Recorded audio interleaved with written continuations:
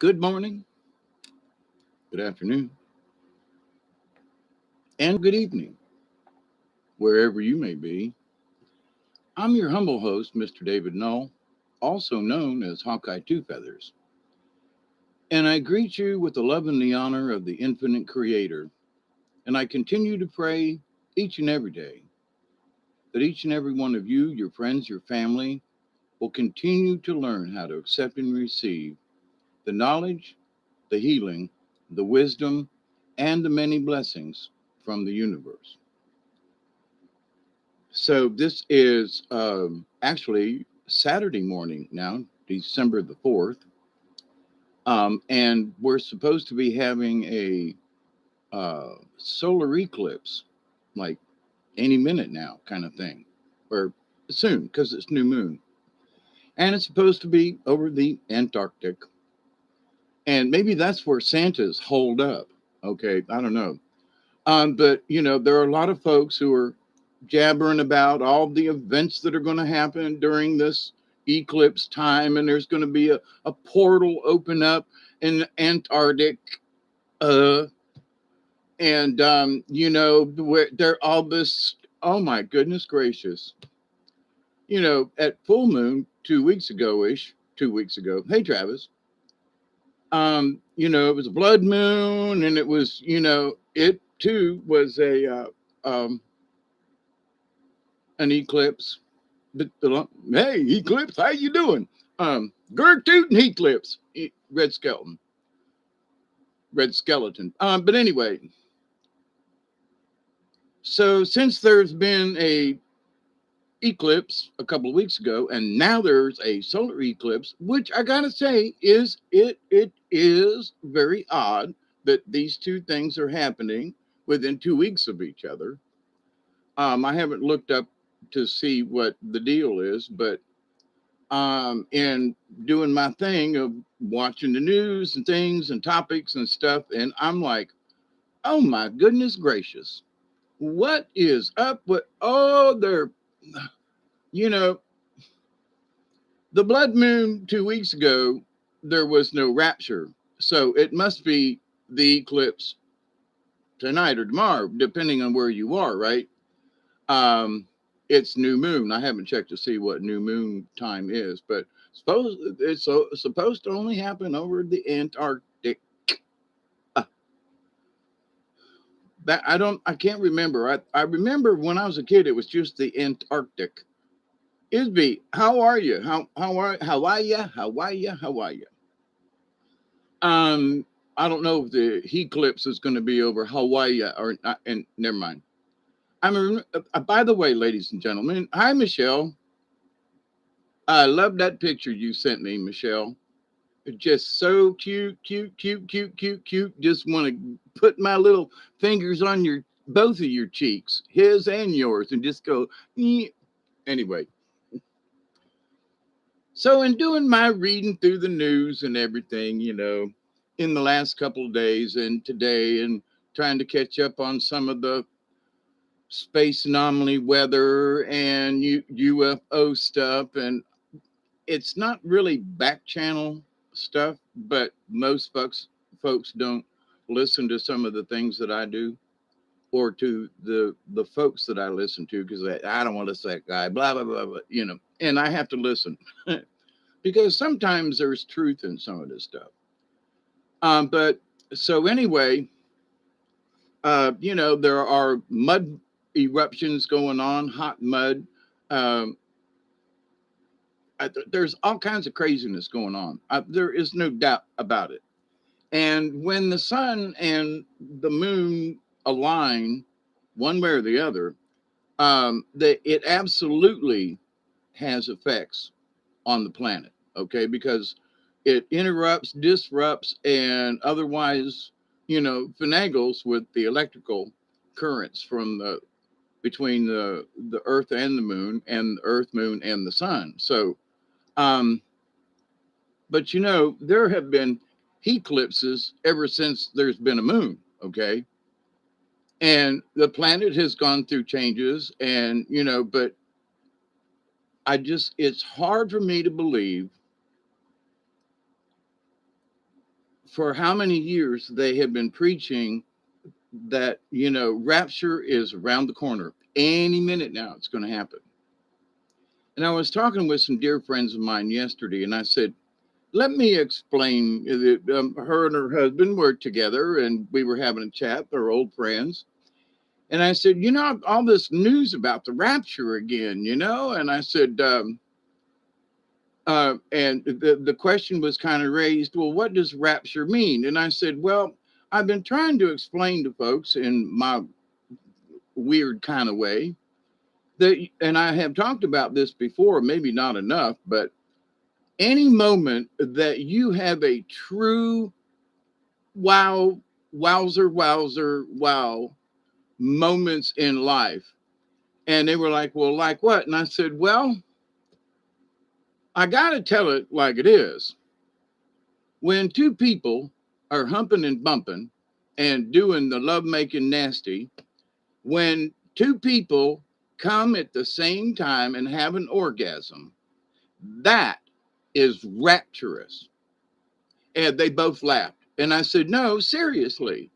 And they were like, they looked at each other, but any two people, and I don't mean man or woman, whatever confliction, whatever kind of folks want to get together, it's that moment of both people coming together at the same time. And I ain't gonna get in. This ain't talking about sex or nothing, but to that point, if you've ever had that, that is a rapturous moment. Okay, what? Why do you think some people are hooked on sex and having that experience? So that's a rapturous moment. So, but in the rapture, but wait a minute, we're all going to go up into space. And I looked at them and I said, okay, now let's think about this just a minute. Because they know how I am about, aliens and stuff. I'm not talking about it all the time, but, we have to keep it in the conversation is my point. So, and they were like, well, the rapture, and they looked at each other and said, we don't know if we're going, but, that's okay. We'll just stay behind. And I said, well, and she's made a comment about, if I'm walking down the street or something, or I'm in Walmart's and a bunch of people just start disappearing and, and going up into space. She goes, I'm going to think that it's the rapture. And I said, are you going to think it's the rapture, or are you going to think that Scotty's up there beaming people up, or is it aliens like sucking people up? Don't, this idea of we're all going to get sucked up into the sky. I'm just saying we should be careful what we wish for. So, but the fact that the preaching has, it's hard for me to understand how they still try to double down. Okay. I'm going to get off this topic here in a second. But the idea of it, though, has gotten to the point of now it has become a little bit absurd. I mean, it really is. And so people say, oh, the rapture is coming. Yeah, you told me last week. Oh, the rapture. Yeah, we talked about this. But, well, yeah, the full moon and the full moon and the eclipse. Yeah. There was a lot of stuff. But did anything really happen? Was there any kind of great cataclysm? Was the great thing that everybody's, and they're talking about tonight, this morning, right now, when, or soon, we're sort of in the new moon phase right now. I don't know exactly what time it is, but it's,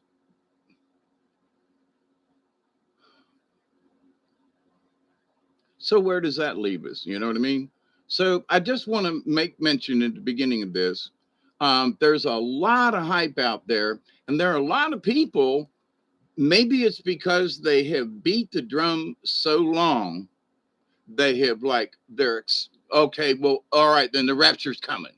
All right, okay, quit talking about it, but okay, the rapture's coming. Maybe if I go along with you people and agree with you that the rapture's coming, okay, all right. My point is, and still is, I've had rapturous moments that were not sexual, that were the connection. with me, the earth, and the universe. I've talked about them before. This I'm not getting into that. My point is though that with all the rapture stuff, and here we are with the heat clips again tonight, this morning, we're not dead yet. So what about the poor people? And I mean, some of these folks are like respectable. They're, well, this is going to open up a portal and we're all going to seek this energy and all this stuff is going to be coming in and all this. And I'm like, and some of these are like, quote, famous people, and I'm like, are you serious? Anytime there's an eclipse or anything, there's always an energy shift. But does it mean that we're all going to ascend? Does it mean that we're all going to go rapturous? Does it mean, I don't know, I'm still up. I'm a little tired and everything from doing stuff today. Thank you very much. But greetings, everybody. Isby, David Castle, Travis. Good to see you all this morning. I just, I wanted to come on and, smoke a bowl and have this little chat because I have just been, I hang my head and I haven't, it's not in disgust, a little bit maybe. It's not in anger, but I hang my head and go, oh my God. So the new theme now for Christmas is that Santa's gay. And, Santa's going to come and kiss the two men under the mistletoe. Or maybe he's going to kiss them on their chestnuts that are roasting over an open fire. And maybe they'll be singing songs like, I'll be a homo for Christmas. You can count on me. Trademark, copyright. I don't know. I hear them sleigh bells ringing and ding, ding, dingling poo. Woohoo! I'm so gay. Yeah, I'm so happy and gay, and so is Santa Claus. He's out of the closet, everybody.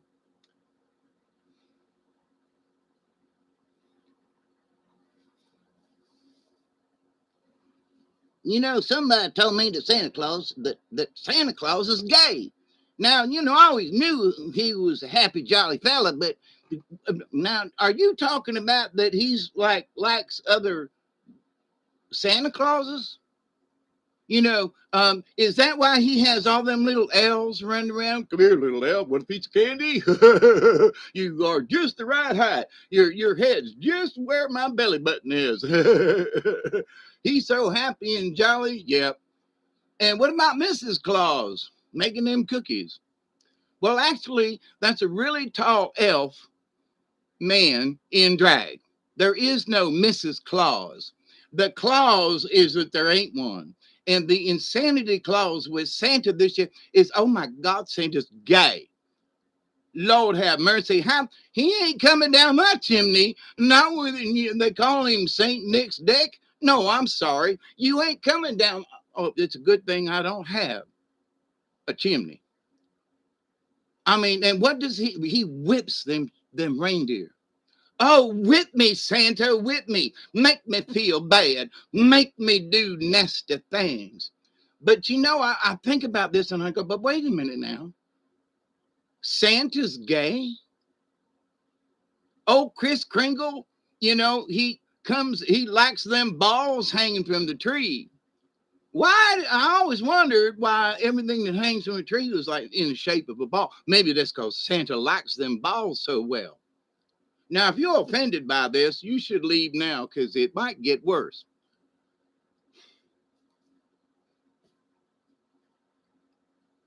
I mean no offense to anybody. I have gay family members. I don't care. But this insanity of now Santa Claus is finally come out of the closet after all these years. And Santa's going to be, kissing all them gay men's under the mistletoe this year because Santa's out of the closet. What? Are you serious? Can we talk here? Now, one of the things that kind of bothers me slightly about this is that they made me watch it. Now I understand why. I was like, several hours of my time the last few days have been watching about gay movie stars and who was what and stuff. And I'm like, we knew Rock Hudson, everybody wanted a piece of the rock back in the day. That was the joke, Prudential, piece of the Mutual of Omaha. Anyway, everybody wanted a piece of the rock. And of course, there's Jim Neighbors, and everybody knew that, golly, Gomer just wasn't right with the rest of the people. He didn't have no girlfriends. I mean, he lived in the back of a service station where all the guys would hang out. But that's okay. And then he joined the Marines with a bunch of, with a few good men. You know what I'm saying? Wink, wink, nod, nod. And then they talk about how gay the series of Bewitched was. Like what? Well, okay, now, Paul Lynde, he was a very funny man. And he tried back in the day in the 60s and early 70s. He was, he had the opportunity to be like the star of a show, a sitcom, and never made it. But he did a lot, but he was gay. Well, duh. Anybody that saw, it's like, anybody that ever saw Liberace play and come out and flamboyant. Oh no, Liberace, he's not gay. Wink, wink, nod, nod. So, and all these people that we knew back in the day who were gay, we just didn't care. I don't care. Well, there's Liberace with his, candelabra and his shiny clothes. There were people when Elvis Presley started coming out in sequins and stuff.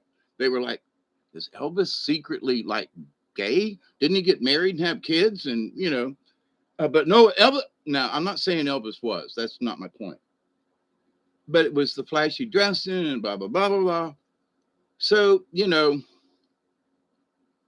there was a joke about Wally Cox. Cox, woo, uh, and Dick Sargent on Bewitched, who actually was a closeted gay man until not too long ago. So the idea, here's the thing: if they acted well and the series went well, did any of us give a shit that they were gay? And I would say no, because we still watched Bewitched, we still watched Gomer. We didn't care what he did when he went home. You know what I mean? Um, but this idea that it's so heavily trendy now that everybody, well, did you know he might have been gay? Did you know that did you know that there was a thing going around that Rock Hudson and Jim Neighbors back in the day were secretly married? Do you care? No, I don't. But to make Santa Claus gay, to like fit, oh, Santa Claus must be gay. Because look at all the bright colors and look at all the wreaths and everything. A regular man would not do that. Santa must be gay. Okay, to the point. Well, all right. But Santa, the original story of Kris Kringle, was this old guy in the woods that used to make toys and things and bring them to the village and hand them out to the kids. But advertising and everything turned this jolly old belly full of ho ho ho, into whatever it is today. Now, when I was growing up, it was like Santa. It wasn't over commercialized. We didn't have the internet and stuff, and Santa was still cool. You know what I mean? It was that which brought Christmas. He brought Christmas cheer, not just toys or presents or whatever, right? He brought in good cheer. So I'm all for that.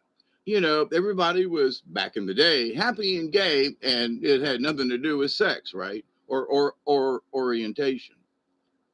So now we're in the new century, buddy. And Santa Claus now is going to be pimping. now that he's out of the closet, right? He's going to be able to wear purple. He in his little old Santa cap. He can have feathers now, and he can just be as damn flamboyant as he wants to be because now Santa's out of the closet.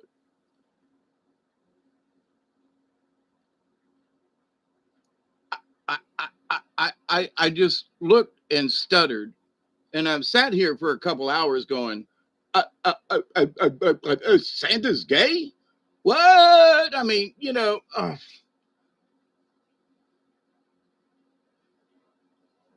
are you serious? I mean, seriously, serious? You had to do it?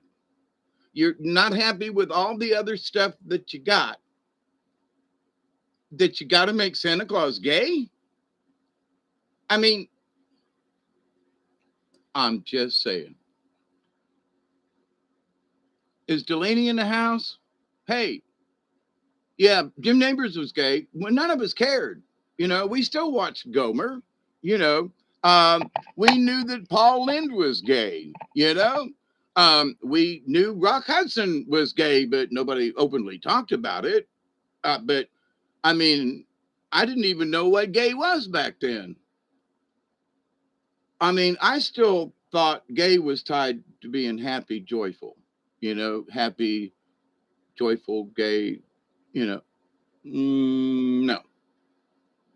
So it's like, but I was that Catholic boy that didn't find out what that was until the priest started feeling my buns,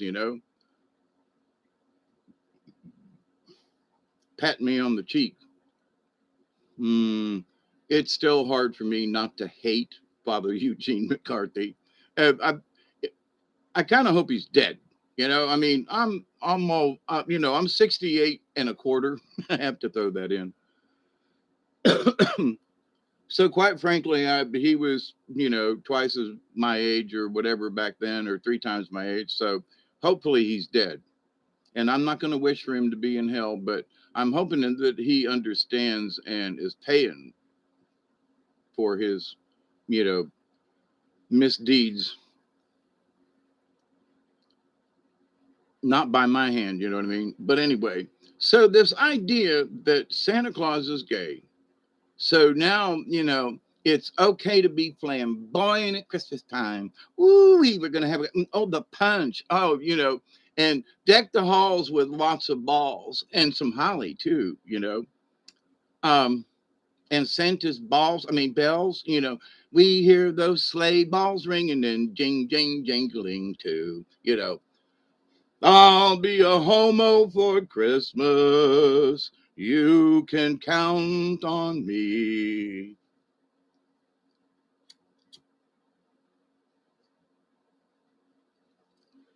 Now, here's the thing.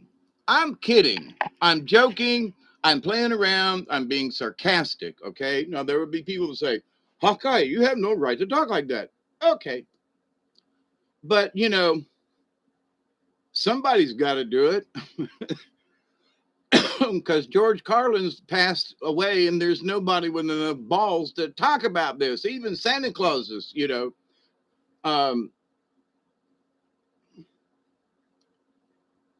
is nothing sacred. Here's the thing. I would joke about it. Santa Claus is gay because of all the Christmas stuff and all the little Santa Claus. And um, Tommy Smothers made a joke back in the 60s on their show when they had the Smothers Brothers show. And, he was like, hello, little elf there. What a piece of candy. And they, the CBS, NBC censors went nuts when he said that. And he was just joking around, but he got crawled for saying it. He was just joking around, right? That was in the, 68, 9, somewhere in there, maybe 67, but he was just kidding around, right? Oh, they crawled him. The censors were on the Smothers Brothers all the time. But anyway, but now it's like, oh, look, Santa Claus is gay. He's out of the closet, everybody. We can just talk about him and be so open and everything. And it's like, why does everything have to change to gay? I mean, the churches, they, oh, well, if we can't get married in the church because the church don't believe, the Bible says men and women shouldn't marry each other. I mean, the same, so, but we want the church to change their rules. Now, I'm not saying that the rule is right in the Bible. That's not my point. The churches base their faith on the Bible. So if they ignore the Bible, then they're ignoring their faith. I absolutely understand that. I am behind them 100%, even though I don't believe a lot of the stuff that what the Bible says means, okay, that's beside the point. Um, just like years ago out in California, a gay couple wanted this bakery to bake them a wedding cake. And they said, no, because we're Christian and we don't believe in gay marriages, please take your business elsewhere. And the gay folk sued the bakery because it should have been their right. And the bakery's like, no, we can refuse business anytime we want. Black, white, Chinese, don't care, gay, straight. If we say we don't want to bake your cake, that should be that. Well, you know how that turned out. A big mess.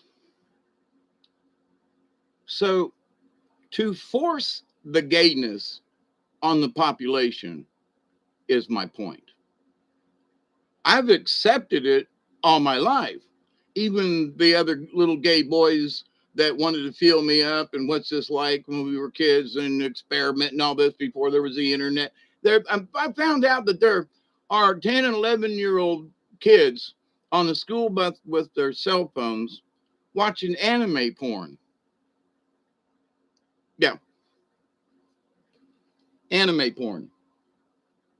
11-year-olds. When I was 11 years old, I didn't know what porn was. If I'd have seen something like that, I'd go, what are they doing? But anyway, so I respect all gay folk. I really, really, really do. But the thing in society that instead of it being like a humorous joke, no, there were some of them folks are going, no, Santa Claus is gay. He's out. Wait a minute, no, you're not joking. No, I'm serious. Santa Claus is out. Oh, stop it, please. Um, and the Easter bunny, they're not really eggs. Well, we always kind of wondered how a rabbit could poop an egg, but that's just it. It ain't an egg, it's poop. So, and of course Santa Claus don't exist, but yes, he does. He exists in every little gay man's little boy and man and yes, Santa Claus is real, boys and girls, especially all you little boys. And if you don't want to dress up like Santa, you can dress up like Mrs. Claus anytime you want to. You have the free right, and you can do that. If you want to dress up like Mrs. Claus, you just go right ahead. Okay. Okay. The part that bothers me is that they're serious. Okay. I just in my lifetime for it to become open. I mean, I remember when this is the term, rolling a queer was like the thing to do. Hey, let's go find a faggot and go beat the shit out of him and steal his money. Um, we've come a long way since then. And being in Tampa, I knew folks, and they did that, okay? I did not agree with it, but there were times when some of them creepy old men, you wanted to hit them because they were creepy old men. Hey, Lady Court. Yeah, it's not funny, but it is. And that's my point. I wasn't going to do this video.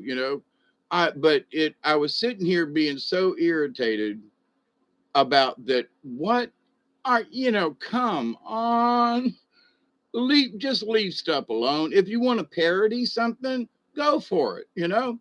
But no, Santa Claus was truly a gay man.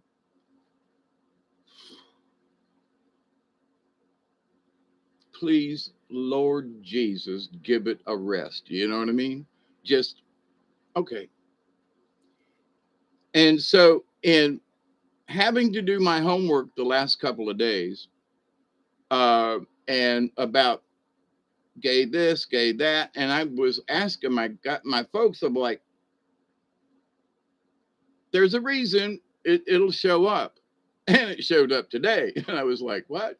Because Santa Claus is now gay, and I was like, oh man. So all of this, people who have lived in a closeted environment and they, couldn't be themselves. I'm really honestly and truly sorry for that. There are those of us who, I wanted to go to college to be in theater, and I was told that was one of the stupidest things I ever did. They have claimed Jesus was gay. Yeah, I know. Even though he hung out with a prostitute, supposedly. But there's so much more to that story. They have changed, okay, embellished.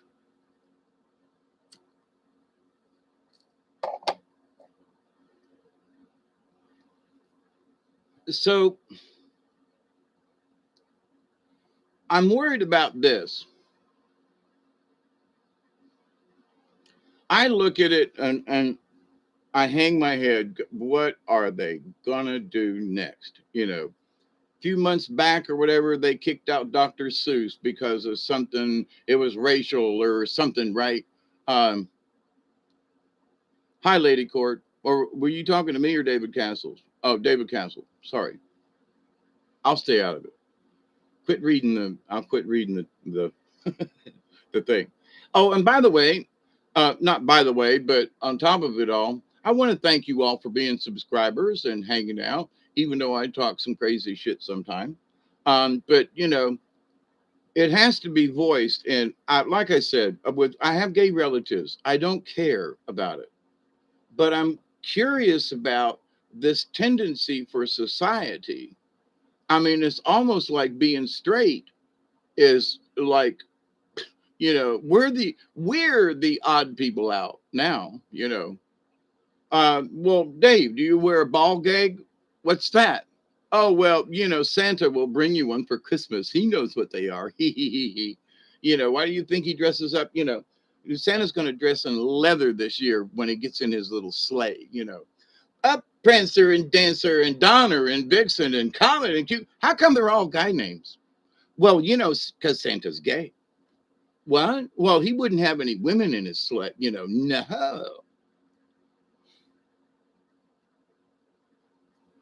Now, here's the point.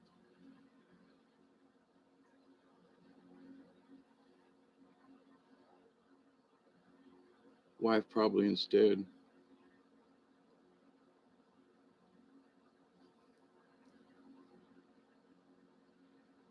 Well, see, Mrs. Santa Claus ain't a Mrs. She is a tall elf in drag. So, this missing gnomer, gnome, missing gnomer, um, that, Mrs. Claus, but there are lots of gay men that can bake good cookies. Come on, little elves, want a cookie? Yeah, that explains this elf fetish, right? And like I mentioned earlier, um, Tommy Smothers, yeah, Tommy Smothers, the one with the yo-yo and the kooky one, did a live on air, just little off the wall, little diddly, and there was Santa Claus. Oh, hello, little elf, want a piece of candy? And they the censor just blasted him back in the day. But anyway, so here's the real thing. The idea of Santa Claus, I often wonder, with the red suit and all the white frill, and all of this and the gloves and the matching red hat and the thing, you know, got to be a gay man, because I don't know, a regular guy wouldn't he'd just put on a skull cap and be done with it or something. But anyway, so Not that there's anything wrong with gay men. I know a lot of gay men. Please, for those folks who might watch this, I'm not getting on to gay people. But I am against this turning everything else into gaydom. I just please stop. You know, cut it out. They have to have uh, gay pride parades. Okay, I'm going to start having um, old semi-white men straight, you know, um, party, parades. I'm old and pale and um, can I be proud, or is that going to be against the law? So anybody that's straight, or you know, um, we're going to be the ones picked on. Saw the flip. Oh, 111. Yeah. Oh, there was 1111 yesterday or something, Michelle. And I was like, wonder what Michelle's doing. But anyway, and I think it was in the morning. Yeah, come on, little children, come sit on Sandy's lap. Hello, little boy and girl. Well, but that's not what the original Kris Kringle Santa Claus thing was about. Because when I was a kid, they were just starting to well, I guess back in the 30s, and the Miracle on 34th Street, I think it is, which I still think is a great movie, where Clarence the angel, when you hear a bell and another angel gets his wings. We should, since connections are being taken down. Oh, comedians are, yeah, we should have a parade. Absolutely. But George Carlin, if I think about him when some of these subjects come up to me, and I sometimes wonder if like George is hanging around going, Dave, you gotta do this, and because isn't this like kind of stupid? And how many other people are actually like, they get cussed and blurted off the stage or whatever. Not that I'm trying to make a big point of this, but you're my friends, and it was just bugging the crap out of me here these last few hours. And I was like, man, because for the last 3 days, for some reason my guides have been like, here, we want you to watch this video. Yeah, it's about gay people. I don't. It's okay, but I don't really. You want me to watch that? Yes. Okay. Well, it was very insightful. I have known many. My sister's gay. My granddaughter is. Uh, some very dear friends that I grew up with are gay. I don't care. I support them. I do. But they're not out there trying to, push that Santa Claus is gay. You know what I mean? And I sometimes wonder if pushing the gaydom thing is going to backfire on them, and that there's going to be something that hits. When I was a kid, if two little boys were playing with each other's willies or whatever, or dinglings, as Chuck Berry liked to call it. I slipped and had a terrible fall. I hit so hard I heard bells ring.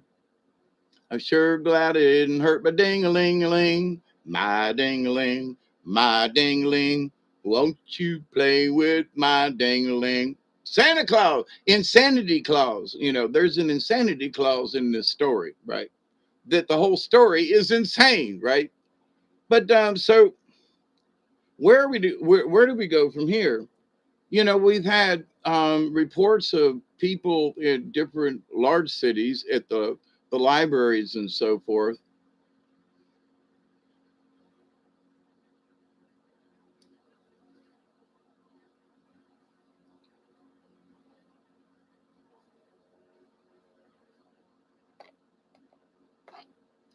come in and batch. the old people.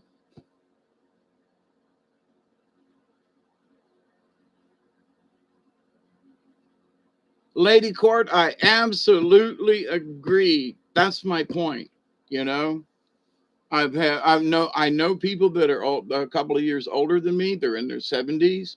They've been gay their entire life. Okay, and a couple of them tried to get me to go, swing that way, and I was like, I'm sorry, but I just like women. I don't like bearded men in aftershave or cologne. That's for me to put on. But I don't care, you know, as long as you leave me out of it. Dr. Demento. Oh, Dr. Demento. Absolutely. I've got some old tapes. Um, um, FM 104, which is WFSU, anyway, it's Tallahassee Station. Gulf 104 is what they call it. WGLF, I think, is the call letters, and I call it Gulf 104. But Kiss, but all different kinds of music. But on Sunday nights, late at night, on Gulf 104, they would play Dr. Demento, 2 or 3 hours of it. And I've got cassette tapes that I recorded. So, David, for you might remember, oh, well,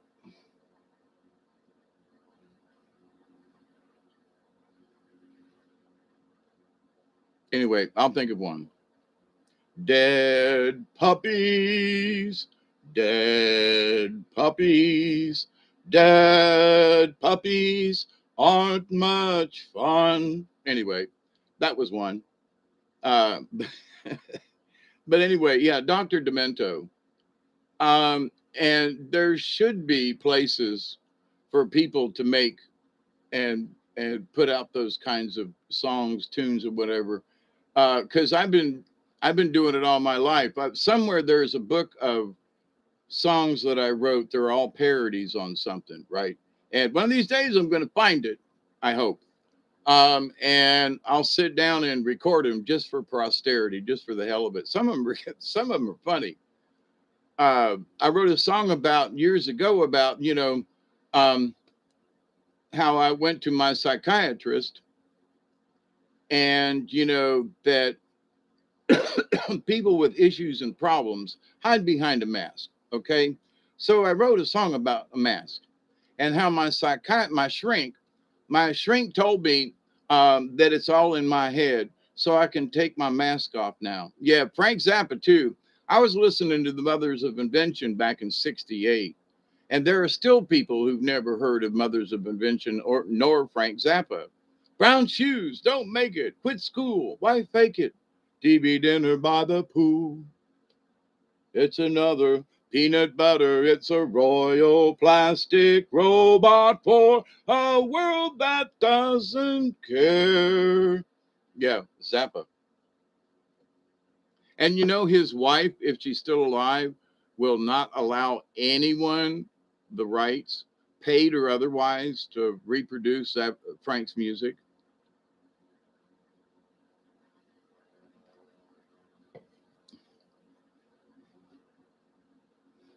Yeah, unfortunately, dead puppies aren't much fun. And oh, by the way, the Santa Claus issue, I don't want to beat it to death. Beat it, beat it. Get yourself a Santa and beat him. Oh, never mind. Um, oh, that was rude.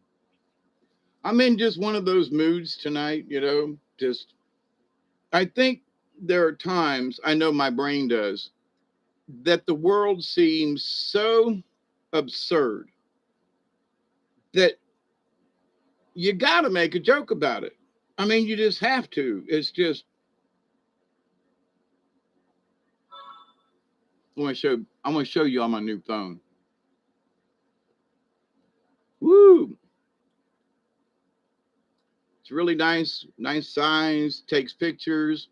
It's got all kinds of stuff in it. I finally got it hooked up and working and everything. And so, but I have come back into the cell phone world, and this does have ways for me to take this and do live streams, but I have to be careful of how much data I use when I'm streaming. So um, there will be experiments coming up. But anyway, hey, Mary Wins, how are you? Fauci thinks dead puppy. Yeah. And here's something interesting, but I can't remember where I saw it. Okay. Hey, Rejan, how are you? Um, yeah, I really didn't want to buy a cell phone, but my truck still broke down. But I have everything I needed. Actually, I found out that I needed the cell phone to pair with the device that I'm going to hook up to my truck. Yes. Yeah, yeah, yeah, yeah, yeah. Oh, the camera thing on this. Oh, holy crap. It's really good. And it's got that feature many of you already know, right? Is it 120? Oh my God, it is. Let's all share a bowl if you got one. Smoke if you got them. I waited. It was too long when I got on. What's Fauci? you know, Doctor, doctor, give me the news. I got a bad case of loving you. Fauci. Yep. Puff, puff, pass. I don't have anybody to pass it to. Duggar won't take it. He can't hold it in his mouth.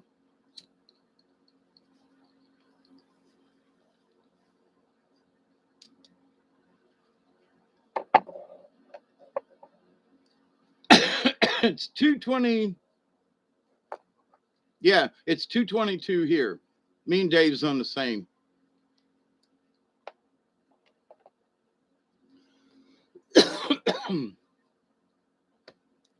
But anyway, so with all the craziness that's going on in the world, and oh my God, I hate my job of going through the headlines and watching and doing stuff and learning stuff and this and that. Because some of it is just like, I see why people are so, excuse my French, they're so fucking crazy. They're just fucking nuts. I'm sorry.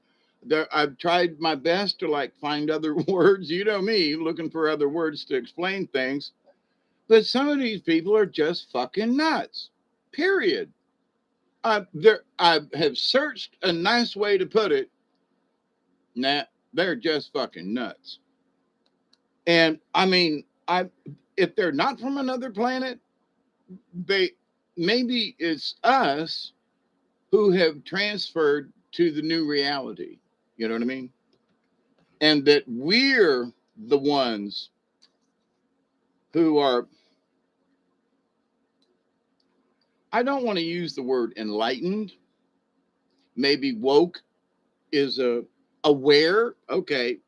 There are those of us who are aware of things differently than other people. Doesn't make them wrong or bad or whatever. But in talking with my friends yesterday, they were like, people just don't give a if they come up and if for example they've had enough of the COVID thing, right? And my friends are saying, if somebody brings it up, like I don't want to hear it. The medical procedure, midnight thirsty, the night was my downfall. Oh, that I'm sorry about that. The medical procedure. Oh yeah, NPO. I know what that is, right? My neighbor is an ex-con is married, but it's gay. He is stalking my husband. Oh crap. Hey, I was in prison. I'm an ex-con, but I'm not stalking any men. I'm not stalking any women either, but who would have me? But at the same time, I'm not stalking any animals either, by the way. Just thought I'd throw that in there. But the craziness in this world, and I've talked about this before, and I'm just kind of dropping in here, but that Russia's going to invade the Ukraine. And, Ukraine was part of Mother Russia a long time ago. And, we need to stay out of their damn business. You know what I mean? And that, but,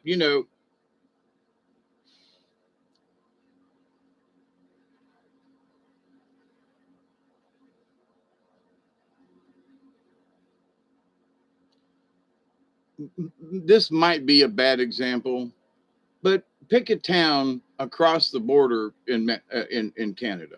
Let's say Toronto, because it's right across the border. So let's say that Toronto was invaded by militants or whatever, and they were trying to take the city down. Well, the USA is just like a couple of miles across the river, Niagara Falls. They're right there. So would if we went across the border because we're North America, would we be invading Canada if we went to help the folks in Toronto? Now, Canada is a separate country, where the Ukraine is more like a territory. Okay, but would people would say, well, them damn Americans they're invading Canada. What? Yeah, all the Canucks they're invading Canada. Well, why? Well, for whatever, there are some radicals in there, and they're going to come over and help out because we got some badasses in our, not to say the Canadian and air, armed services aren't badasses, but but they're going over to hell. Yeah, okay. So to the rest of the world, would we be invading Canada, Toronto? We should reconsider what some of these folks are trying to sell us.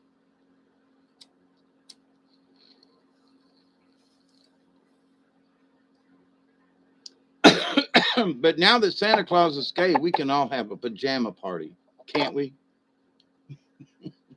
We can have pillow fights with little reindeer monogrammed on the pillowcases.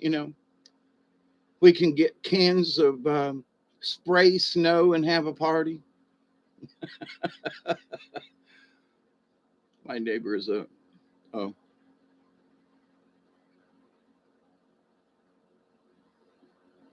Hey Mary, did I say hi? I think I did.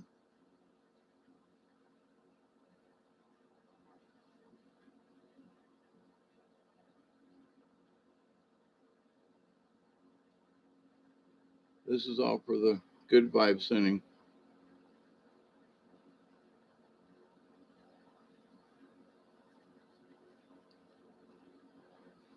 A lot of us, if I didn't know you were sick or feeling bad or in the hospital, but I will absolutely, shoot you some juice your direction.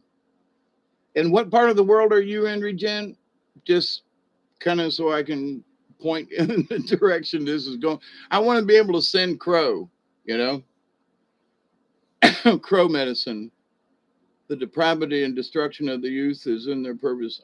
Oh my goodness. Um, my thing about little boys, PJs, what's that? Yeah. Um, oh God, don't get me started. It's spandex. Never mind. No, flannel. Flannel PJs.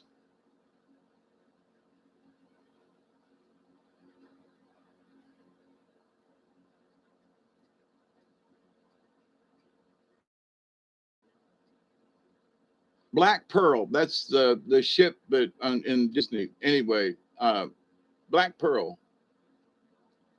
Yeah. Um, I'm pretty sure it's Crow that if we want to send our prayers and medicine and so forth, that we call upon Crow to send it. They sell fake snowballs down. Yeah, yeah, yeah, absolutely. For $1 each. I'm back. I just watched this commercial about dogs or some every color of girl and black guy, straight white guy. Where's the straight white guy? Yeah. And I don't, I honestly don't care. I'm in the banks of the Wabash. Ah, that's Texas, right? or Kansas? On the Wabash Cannonball. That's all I can remember. Something, something, something in the Wabash. Yeah.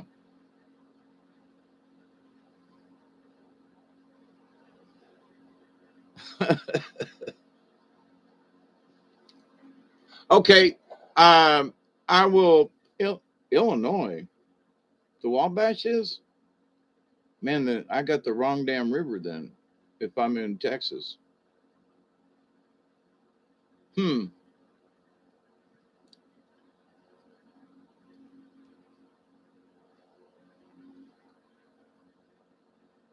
And remember, Regen, I've had a lot of healing to do over my lifetime with operations and bones broke, and and so the best thing you can do is just go neutral.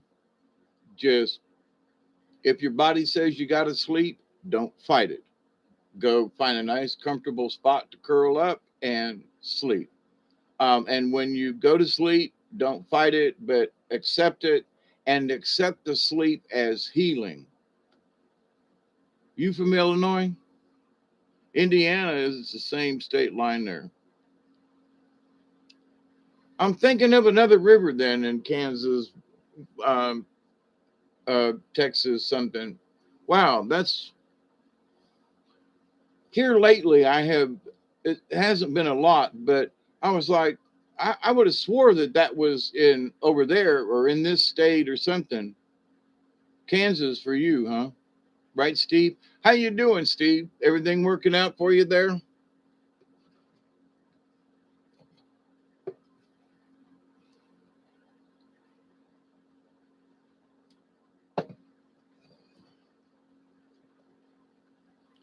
I haven't really talked about, Thanksgiving or anything, but my dear friends, my neighbors next door, um, Louisiana, right? But the kindness that people have offered me, it continues to blow me away. Hey, Alex, ganja shaman man. um, and it was like 4:30 in the morning, and she got in the chat room and hung out with us for a little bit before she went hunting in the woods in the back. Very, really, really nice people, really. Ricky, his wife went to the woods hunting this evening, and he called me up and said, "Can I come over and sit with you for a little bit?" I was like, "Sure," but they're very nice people. And the thing is that as much as we would like to, because we soybeans, apple orchard, Illinois, yeah. We'll send you love, darling. Just raise your hand in the universe and, catch it. But for all of y'all, though, seriously, in learning how to heal, one of the first things to do if the body says stop. Now, if you absolutely got to do something or be somewhere, something, all right. But if you're healing and then do so,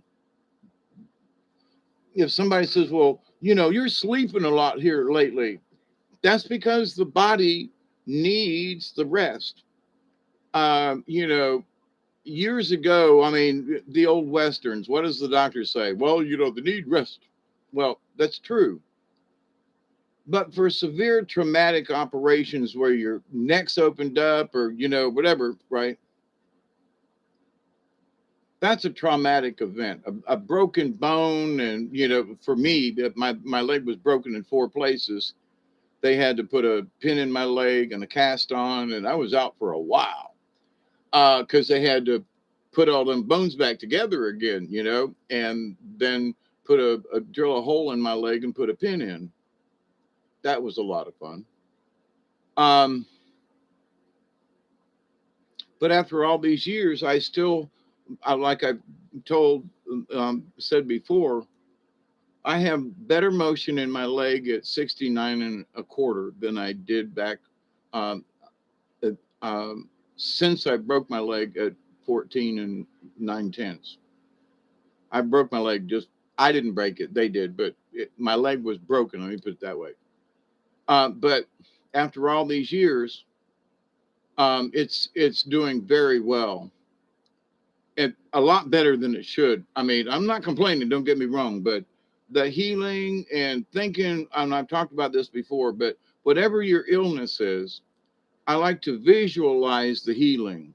So I was talking about Bob the Builder back in the 80s when I sent my little builder guys up to repair the bone in my neck to help with the bone fusion, right? Um, and then later on, there's a Bob the Builder cartoon, right? And I was like, wait a minute, I don't think Bob the Builder was on TV when I came up with my idea of Bob the Builder, of this construction crew inside my body. And I would just visualize these folks going to the injured site and doing whatever they had to do to repair the injury. So I would suggest that whatever the injury is, if it's an operation or an illness, then you send in your guys. You consciously think of them going to the spot and fixing it. After all these years, it hasn't failed me to help heal by using that strange, idea. But here's the thing: for me, and after all these years, it has made sense that you visualize the healing, and the healing is this pack of really good Bob the Builder crew that can go fix anything. It might take them a little while, but they can fix anything, right? And they do a really good job. So what do we do? So in the visualizing, well, you don't have to understand what entirely is going on, but you send them to the area, and because they've got technical, these builder guys, um, they've got experts in every field. So they go to the site, look at it.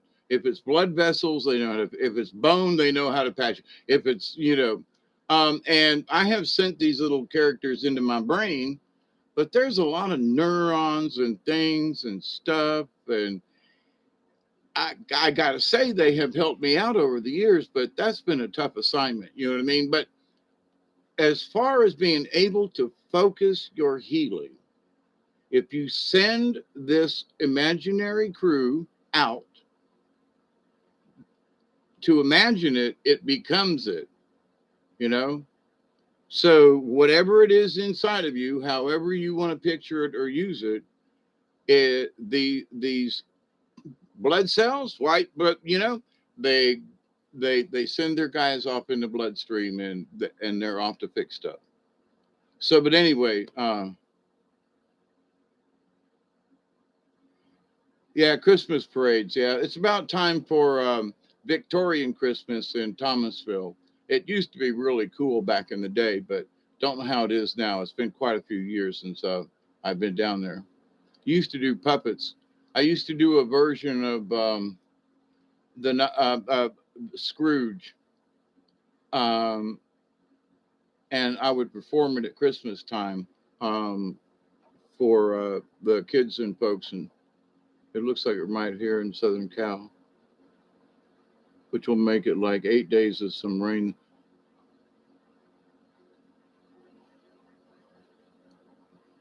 You've had 8 whole days of rain.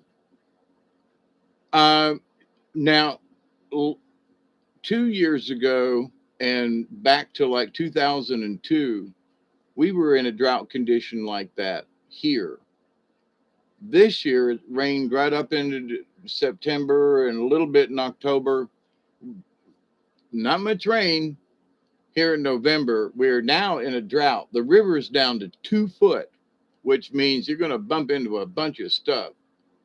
Um, we're looking for a little bit of rain, but this is our really serious dry time is right now. I still got water in the well, but we still have a um, surplus of 6 inches of rain in this area for this year, even with almost no rain since September. So, but that's interesting. We had a little bit of rain in October, but it wasn't much. About maybe for the whole month, maybe an inch and a half of rain. But like I said, this time of year is usually kind of dry, which they need because they're combining cotton and soybean and peanuts. Or a lot of peanuts coming out of the fields right now. And there's cotton fields that they're baling up big time. And uh, west of me, like behind me, in Meigs is Four Corners Gin, and it runs 24/7. And at night, even in the daytime, now that a lot of leaves are off the trees, I can go outside. We'd be looking at the stars, and I can hear the machines running uh, from all the way from Meigs. It's about 6 miles in a straight line.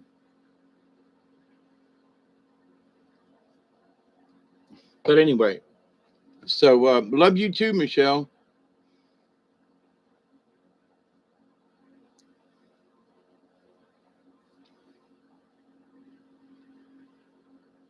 There were folks years ago that asked, Maverick, how are you?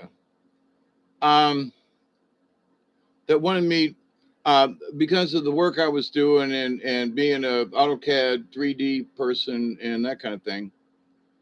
They wanted to hire me, but I would have to go to California. And I said, I'm sorry, I just ain't going. Oh, Maverick. Yeah. Uh, me and my little gay Santa Claus thing, yeah. I I did a good 30, 40 minutes of, talking about it. And my folks upstairs said, okay, that's enough. You know, you got your point. I got it out of my system. Not to say that I won't make another wisecrack about it because it's still on my dead gum mind. But yeah, here, that there it makes new meaning. For example, here comes Santa Claus, here comes Santa Claus. Here comes Santa. Ooh, all the little elves. Never mind. And why would you get coal in your stocking, little boy? Because I wouldn't help Santa Claus come. And he went too quick. I'm gonna have to check that out. Yeah, like we had discussed here, that it's not about being gay, but it's about that they have to change everything and turn it gay.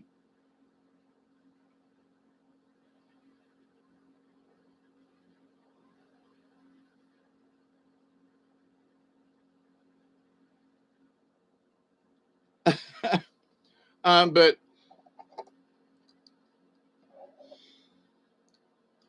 okay, little elves, uh, smile like a donut.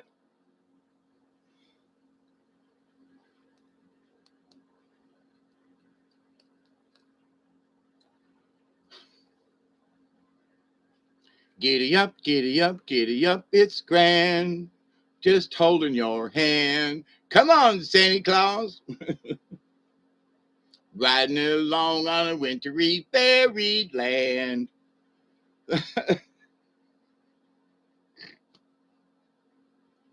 I hear those sleigh bells ringing and jing, jing, jingling.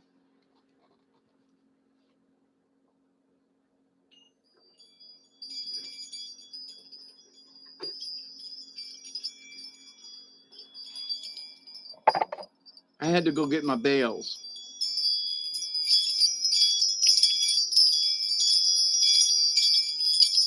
Jing, jing, jingle. These are antique bells that I found. There's something about bells that I have always liked, especially brass. So I have a collection up here in the window. There are bells up here, but anyway, they're not my Santa Claus bells. They're someplace else, but there's a little bit of there's some sound effects there for you, darling. Jingly bells. If Santa jingles his bells too much, they'd arrest him in public, for indecency. You know, oh, there was another one I was thinking of earlier, a song that would just, your nickname is Bell? How about that? Now we know why Santa. Yeah, because he was trying to get to Grandpa. Grandma got run over by a reindeer coming home from our house Christmas Eve.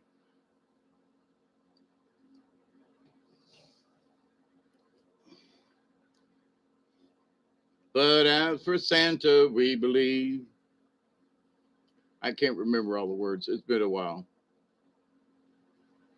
One of my favorite, being a DJ back in the day, nobody ever,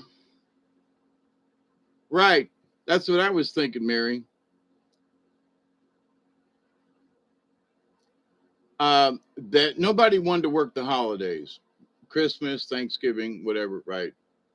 And so I was like, I'll work it, you know. Nobody else wants to work Christmas. Okay. On the radio station, I'll work it. Sometimes I worked a double shift. The one radio station I worked had an AM side that shut down at sundown.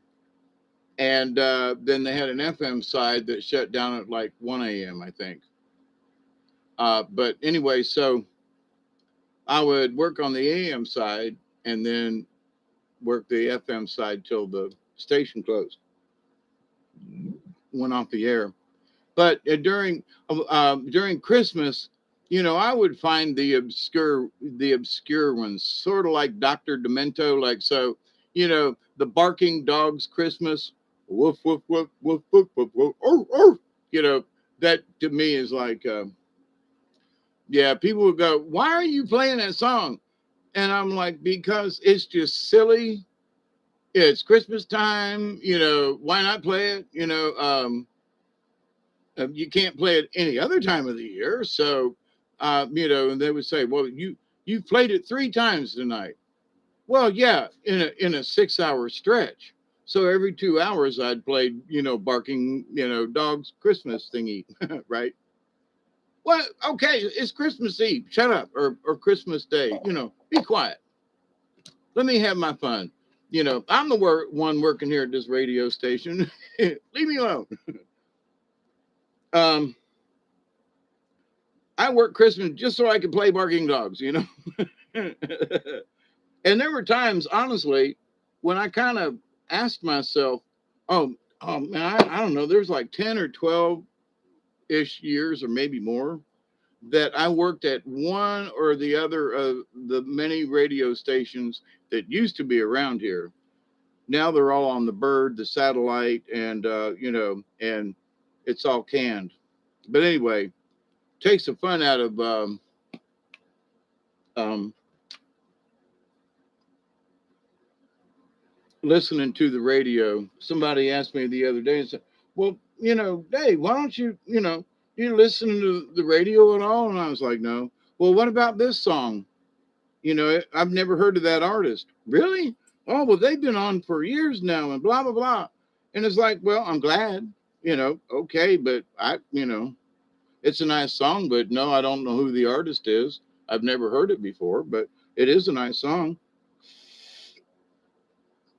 So, but why don't you listen to the radio more often? Because there's also a bunch of crap that I have to listen to in between. And I don't care, I have listened to a lot of indie radio um, using the null soft thingy on Roku. Um, a lot of different radio stations, indie stations and stuff.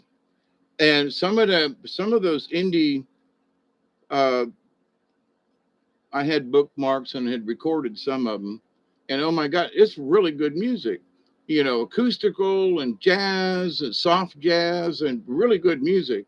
There's some really good artists on this planet, and they're really doing a good job with putting out music, but not necessarily commercially. You know what I mean? So, And I swear one of these days, I'm going to find that my music and play y'all some of the music that I did. Silver balls, silver balls. Santa's got stuck in the city, climbing down the chimney down. His was stuck in the way. City sidewalks, busy sidewalks, full of holiday cheer. You used to do a lot of what's Duggar up to. Um, he'd been being a dog pretty much, but there's one particular cat I gotta say, it was so cute. You know, he wants me to like go outside all the time, and when I cut wood the other day and cut them trees down, I hurt my back. I mean, it is all I have been able to do. It was the day that I did the long video with y'all last time. The next day, couldn't walk. I mean, I could not walk. It was hard. I couldn't sit in this chair. It hurt to lay down. And as much as I didn't want to take up my dosage of ibuprofen, I mean, I was in tears. I thought I hurt before. This was like 10 layers up more pain. But it was because of the way I was using my chainsaw and stuff and what I was doing. Man, though, but I'm today was my first day since then that I've been able to like get around a little bit. So my production level went, it was like, yeah, boy, we're doing great. Come to a halt. They play around Barbara. That on Thanksgiving, yeah. But anyway, so I have been looking into taking a piece of my property and turning it into a family cemetery plot. Because I got Zion Grove Church up here, and New Bethel Baptist on the other side of the river. If I was going to be buried in a cemetery, I would rather it be New Bethel, simply because, well, I've known some of the folks that are buried up in the cemetery at Zion Grove don't want to be buried near them. Well, I put job apps in again. My broadcast sounds fun. Hopefully, it's right next to the tracks.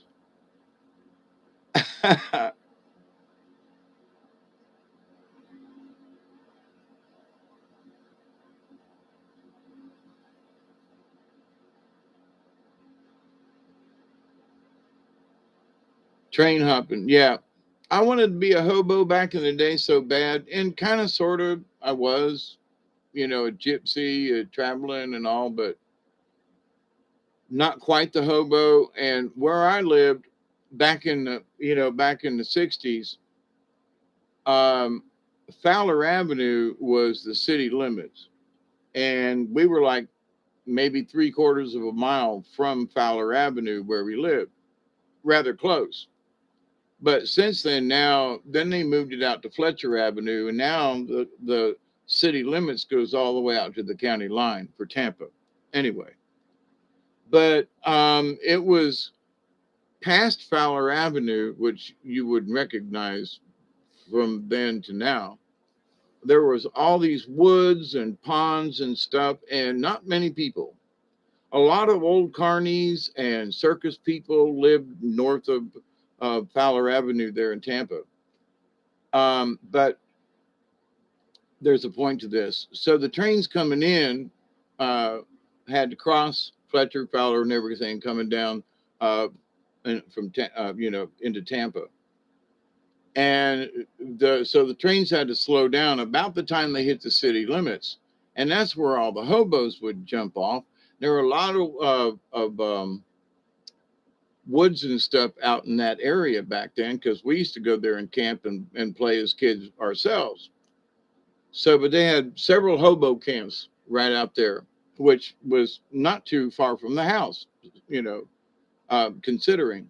But so anyway, we'd go and we'd be riding our bikes or whatever and going riding around the Tracy. Hey, how you doing? Yeah, thank you.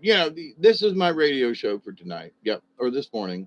Good morning, good afternoon, good evening, wherever you are.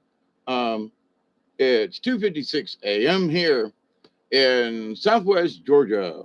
It's that swamp time, Swamp Billy News down here in South Georgia, and we understand that Santa Claus has now been reigned king of Christmas, and he's now the queen of Christmas. Santa Claus is now out of the, you know, I'm also hearing in the back of my head the Cheech and Chong something about the snow and a little bit more for Santa Claus and a little bit for the reindeers, a little bit more for Santa Claus. Anyway, I use absorbing. Oh, really? I didn't know that.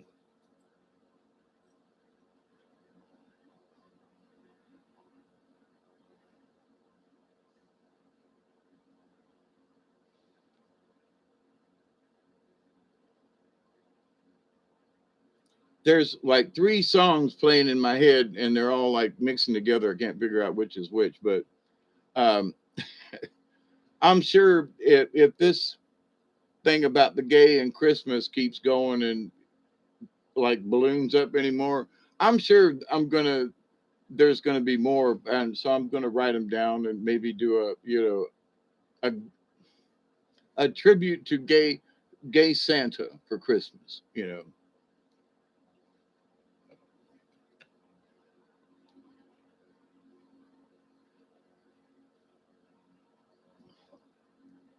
That so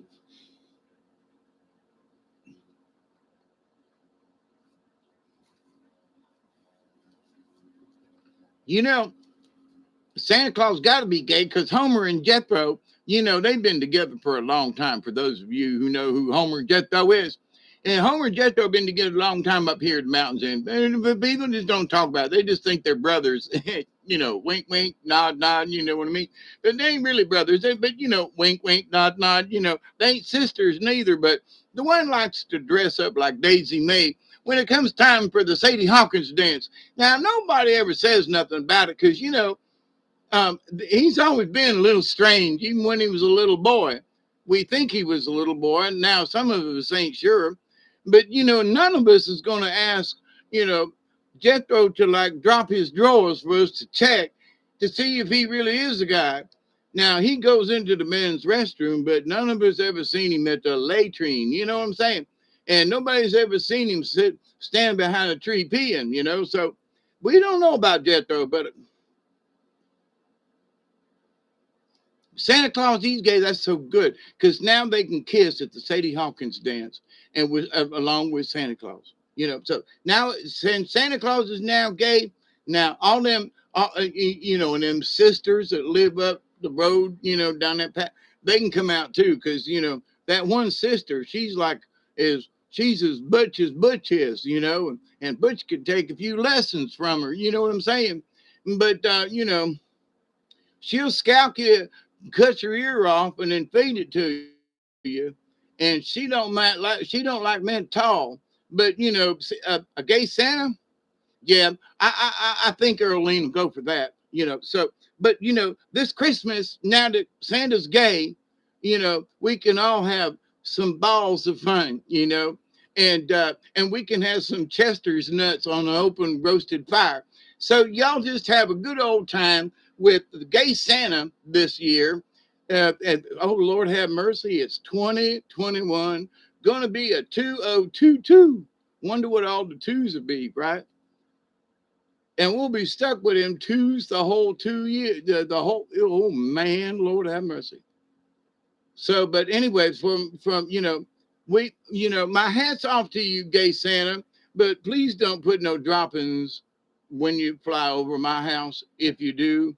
And by the way, I don't need no coal, but you could drop a bundle of wood would be nice. Thank you, gay Santa.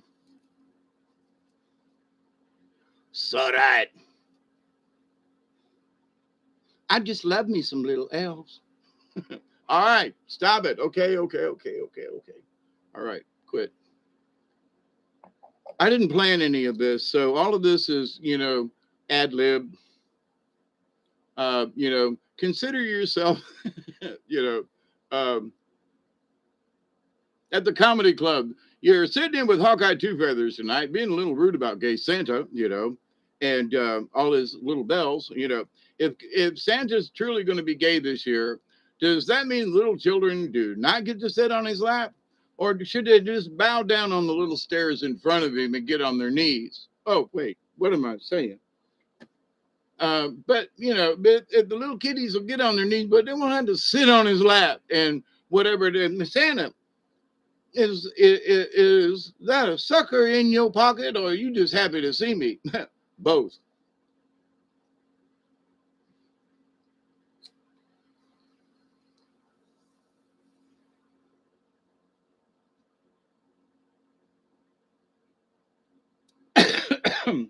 So Santa Claus, when he was seen naked, they went, Santa, that thing, what is it? He goes, now don't look down now, y'all, because it's cold up here in the Arctic, up here to the North Pole, and my member it shrinks up because it's so cold. Well, I thought you was a woman there for a second, but we won't go there, Santa. Well, now that I'm out of the closet, I did have this, I was going to have them, cut it off and invert it so I could have one of them vagina things, but I just didn't, it's too damn cold up here. And I thought the thing would just clam up and tighten up and I'd never get that thing open again. And it's a whole lot easier to piece that up when you got a ding-a-ling.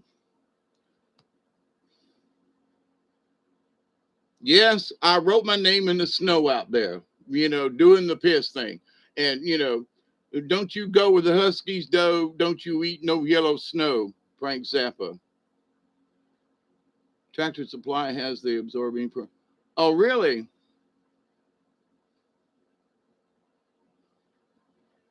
Choo choo train going through town right now.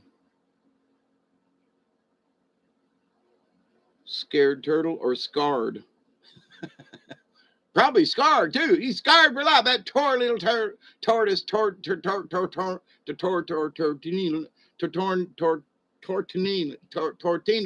Never mind. Turtley. Anyway,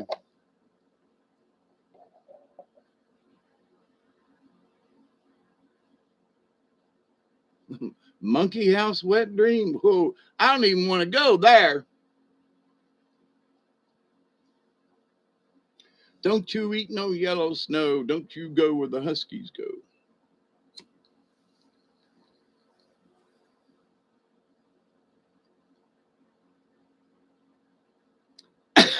Makes me want to go find some Zappa and play. But anyway, um, I thought my glasses was on my head. What time is it?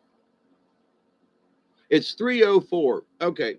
So I'm gonna hang around with you till the 20 mark, and that'll be 2 hours roughly. And um,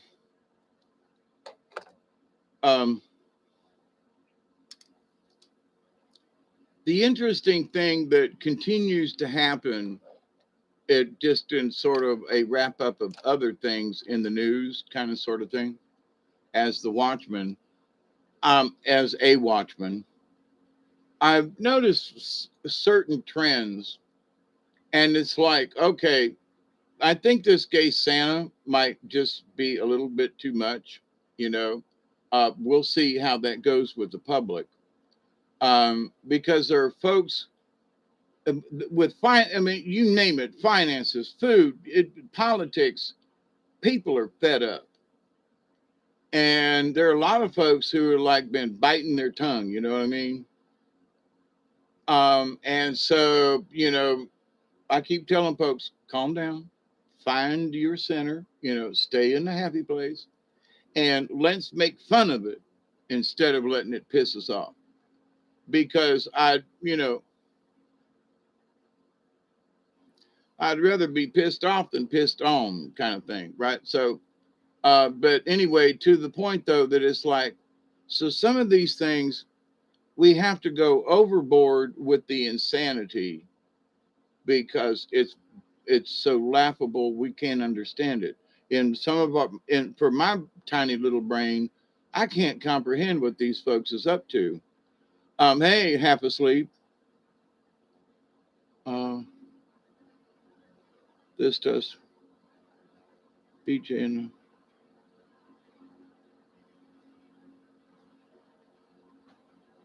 yeah, we love you too, Chloe. But anyway, so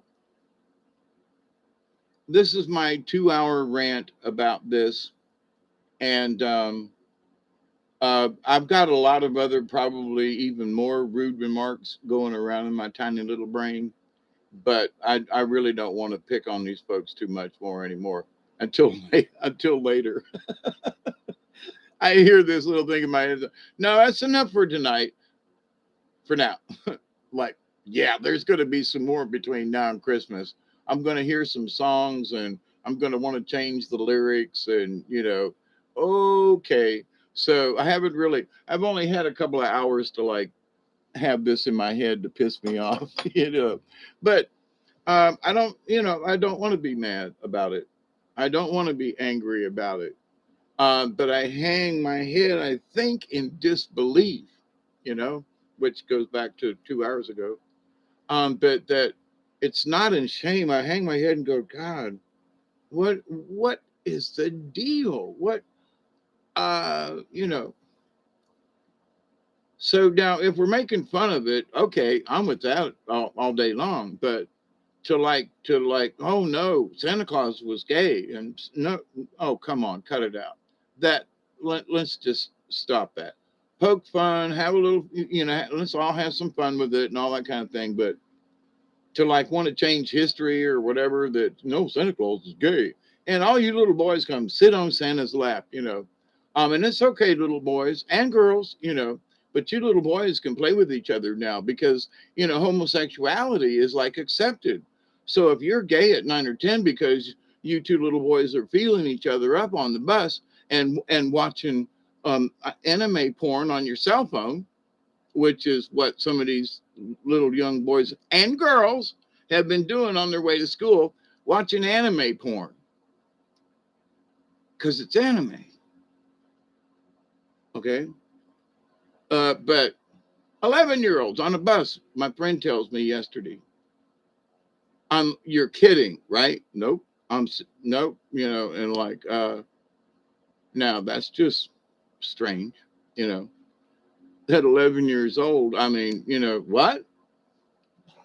Anime, porn, So kids are growing up early these days. Do they know what it is? Not really. Do they understand it? No, because they're still 11 years old. But their concept of life has absolutely been altered.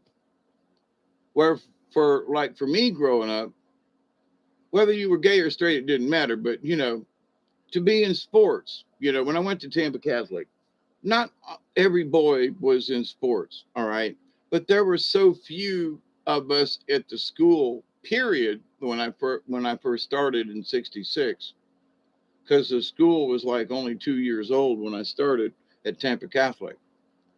Um,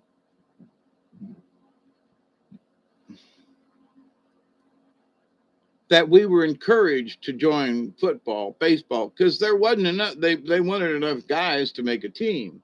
Well, I liked playing football. I liked running track, and so we were encouraged, and so were the girls, and basketball, whatever the sport was. So most of us at the time were in some kind of sport or related to the sport, a manager or thing or something, because the school was the student population was so small. I think there was only like 350 of us that graduated.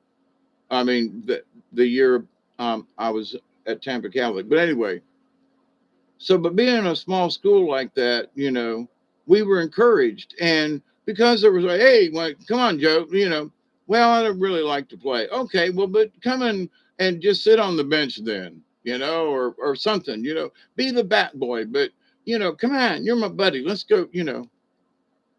So there was a lot of coercion and stuff and cohesion, but and camaraderie too.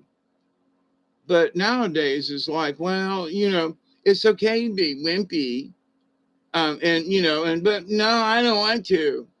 I don't. I'm gay and I don't want to. Okay, I'm gonna sit here on my cell phone and listen to my tunes. Me and Freddie gonna go have a thing. Okay. Um, and speaking of anime and porn, not necessarily at the same time. It's 311, 1111. But the some of the anime that I've watched, there are certain series or whomever, but it's all about looking at the panties. I mean, it's the guys, I mean, they know what color panties have you got on. I was watching this one earlier, actually just listening, but because I was like, here's this anime supposed to be for kids, and it ain't. They're showing breast and body parts and sharing a hot tub and not necessarily in, but they're like, but it's anime. It's an anime series, but it's upskirt. All the skirts on the female characters in there. You can always see their panties. They're all these particular shots. Now it's animated, but the camera angle is up from the street looking at the back end of the girl's heinies, looking for their panties. Now, them folks over there have got this fixation with that, okay? Not all anime is like that, but I'm watching some of it because I'm interested in storylines and things, right? So I'm listening to something and I'm like, wait a minute, they're what? And big heaving breasts with big open V neck, neckline thingies. It's anime, but it's pornographic. I mean, I watched the cut, and I was like, what? Um, what this one guy, the girls, it was okay to see them. Now they don't have any nipples, but they have breasts, okay, with no clothing. They have no problem showing profiles, but forward on. But here's this one anime that I watched a couple of months ago, and this one guy butt naked. So they don't put anything on the girls to hide anything, but they don't show his body part. They don't show his dingling, right? There's always this little fuzzy thing that follows him around. It's actually funny as hell. But because it's a cartoon, somebody says, "Oh, look, there's an ad. Oh, it's okay for Johnny to watch," you know. And so Johnny's watching this anime, and there's two naked girls in bed with this guy, and his girlfriend or whatever walks in, but it shows him butt naked, but his dingling, even from the back, they'll put a little fuzz underneath his. It's really hilarious, but it ain't because it's a cartoon. So, and it's slipping into the kids, right? And not all anime is like that. But I'm getting to the point where I've noticed it's in Japanese or mostly, I think. But I don't know the difference too much between Japanese and Chinese characters. So, but I know some of it is Korean made. But it's made over there. But I know the Japanese have this fixation with, and they have for years, with little short skirts and panties. So, and they still do. But the fact that it's showing up in in older anime and in current anime. But it's fluttered in there. It's really strange. So I'm like, if I was a little kid, I wouldn't know what to think, you know.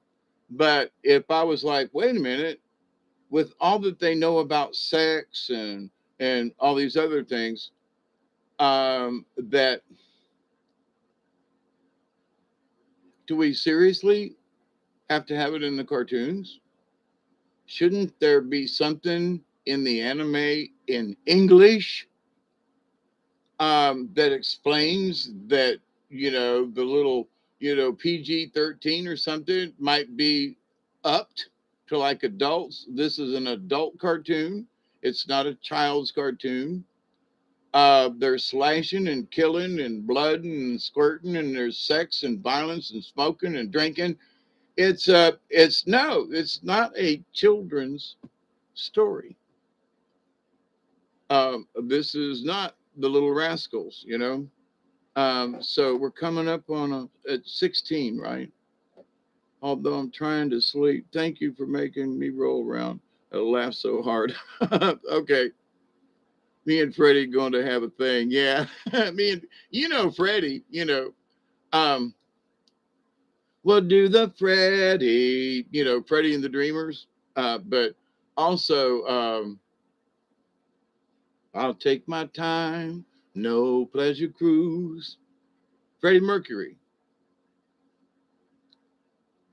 I figured it out and I'll never lose.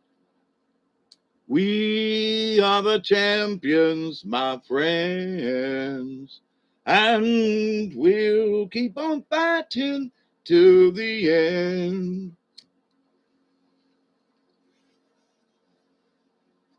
We are the champions. We are the champions. No time for losers, 'cause we are the champions of the world. Yep.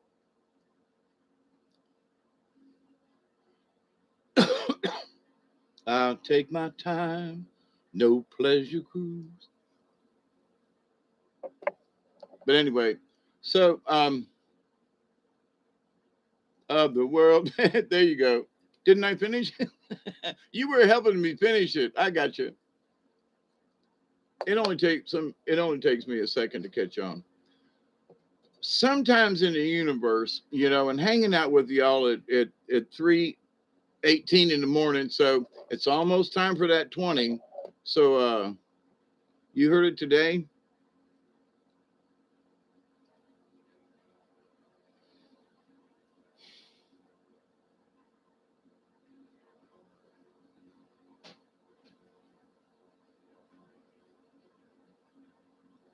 I think it's more, I don't know if it's Mandela, but the I think it's more of the synchronicity of us, because we've hung out together here. So we don't face each other. So we're still having conversation, right? But you get to look at my ugly mug, and I need to brush my hair, but that's tomorrow. Oh, the first song was the Mandela Effect. I got you. Um, but anyway, the synchronicity of us, and I know, Michelle, there were times, and I think you too, Chloe. Nolly's been Mandela affected or affected. E or A. But to the point, we got one more minute. No, it's the 20. Peace be to you all out there, brothers and sisters. And we send our prayers up honestly, without remorse. We send our prayers up with this smoke as a sacred ceremony of us smoking together around wherever we live. Send our prayers out to Regen who needs some extra energy, and anybody else that's needing some stuff. So put your prayers in the bowl and in the smoke and offer it up. So this is my offering.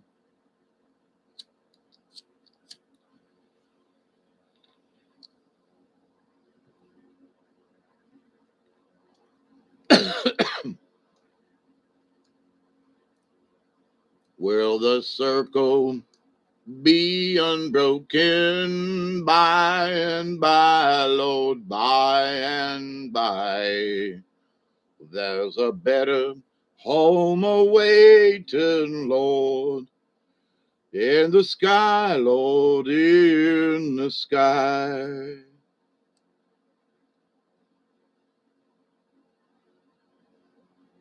I was standing by the window on a cold and cloudy day when I saw that hearse come rolling, Lord, for to take my mother away.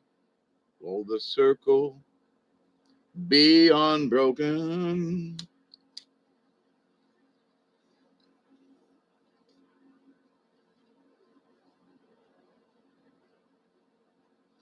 By and by, Lord, by and by, there's a better home awaiting, Lord, in the sky, Lord, in the sky.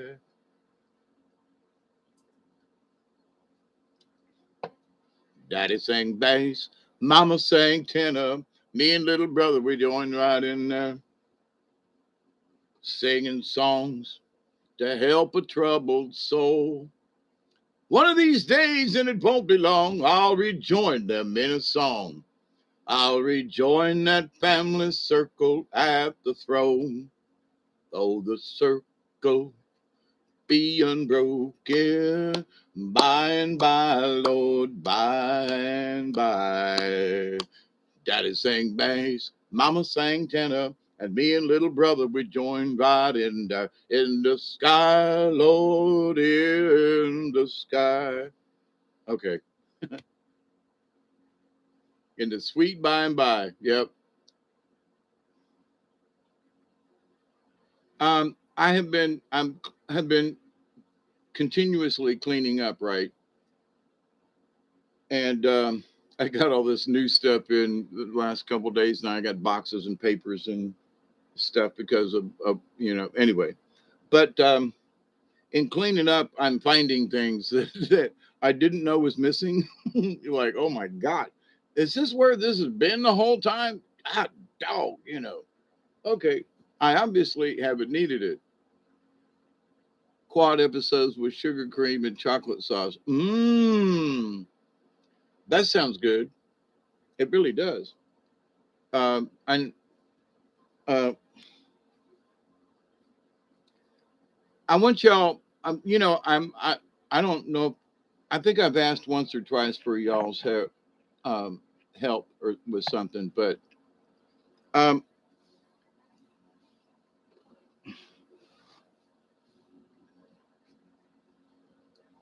I'm looking at a hurdle like I was talking about the other day. I'm looking at one of these fuzzy spots, and it's that now that I've got the tool to check my truck, now that I've got the cell phone so I can pair it with the tool to do the diagnostics, now I need confidence because I've not ever done this before. So, working on my truck and doing other things, mechanic work, this is a slightly different. So I'm apprehensive at best. So tomorrow, you know, just say, Hawkeye, fix your truck. That'd be enough. I need a little push. Uh,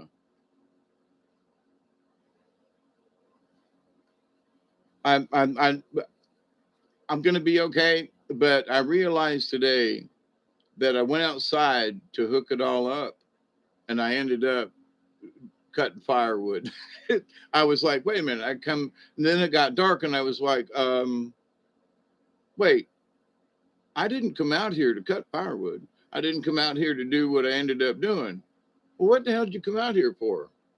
And as I'm walking back to the house from out yonder, I was like, oh, I'm supposed to be working on the truck, plugging the diagnostics in.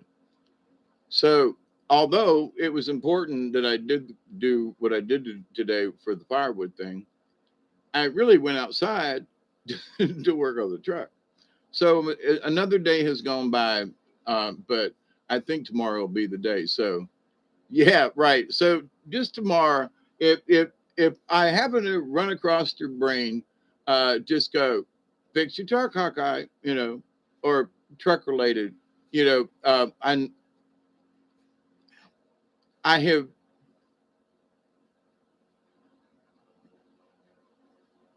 yeah. See, I've seen it done. What's new to me is I have not paired a device. Okay, so the Bluetooth thing, never used it. So I understand how it works and what it is and all that kind of stuff, but I personally have never done it to any device. So I have to pair this device and see what happens, right? So I'm slightly apprehensive about it because I've not done that. Um, yeah, watch 5 videos because 3 are crap. And sometimes all 5 of them are crap.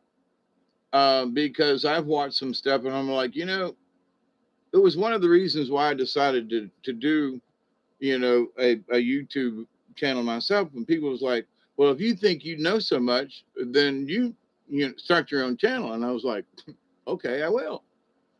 Not that I think I'm so full of myself, but it's like there's a lot of information that I've achieved, acquired over the years with some very good, smart, intelligent people, and we just ain't getting the whole story. So I'm here to like stir things up and talk about gay Santa, and all them silver bells he'd be wearing, um, because gold doesn't ring. You ever seen a gold bell that rings?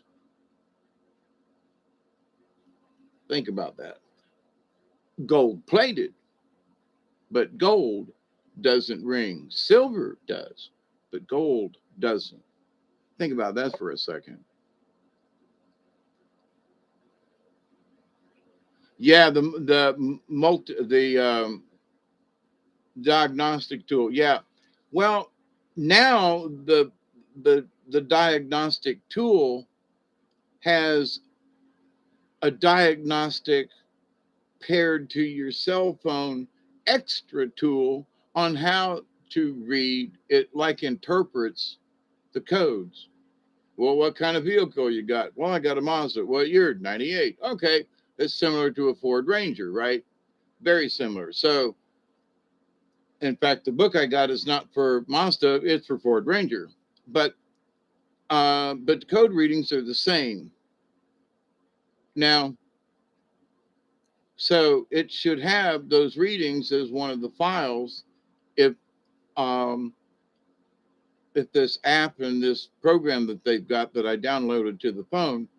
So it will help you to diagnose what the codes are. Now I still got my book, my Haynes manual that has um, all the codes in the book. So I'll be there with the book, be there with my thing and the cell phone. So I'm encouraged because when I was looking at it all, I just got the phone hooked up today. So it's not that I've been dragging my feet. I was just like, yeah, I spent too much energy, brain wise, like 2 hours worth on the phone and doing this, trying to get the phones. Oh yeah, I know how to set. Yeah, I hooked up to the Wi-Fi right away as soon as I turned the phone on. Yeah, I've had a cell phone before. It wasn't quite as complicated as, well, complicated's not necessarily the right word. It was an older model, so there's newer stuff on because it's 6 or 7 years ago. I found pictures When I turned the phone on and it connected to Gmail or whatever, there's pictures from 2014 that downloaded to my phone. Little pieces of video. I got a small little video of my lovely little, my Sasha the Wonder Dog who got killed on 9/11. But anyway, not the 9/11. The date was 9/11, but it was like 10 years later or something. Anyway, it's been quite a few years back now, but um, she was still alive in 2014 or 15, so it's been since then. But I had all these pictures and little videos, and I was like, what? It's stuck out there on the G drive, something out in outer space somewhere, with pictures of me with no beard, my hair real short. And I was like, some bitch, I've come a long way, Dave. Holy crap, have you gotten older and uglier? Jiminy Christmas. But that was back in 2015, so that's 7 years ago. Like, or almost. But these pictures were stuck out in space somewhere, had not a clue. But as soon as I turned his phone on, all these contacts and stuff downloaded to the phone from the cloud, unbeknownst to me. I'm like, what the hell's that stuff even doing out there? I don't remember putting it up there, Anyway, very interesting. A lot of people are like, well, they just know how to do it. It just goes there and I, sorry, but when that shit downloaded to my phone late yesterday when I first turned it on to plug it in and all, I was like, what the hell are all these contacts? People I haven't seen or heard from in years. So I'm like, what's it doing in, okie doke. So, but yeah, there's um, I got a little catching up to do, you know, but I'm not completely stupid.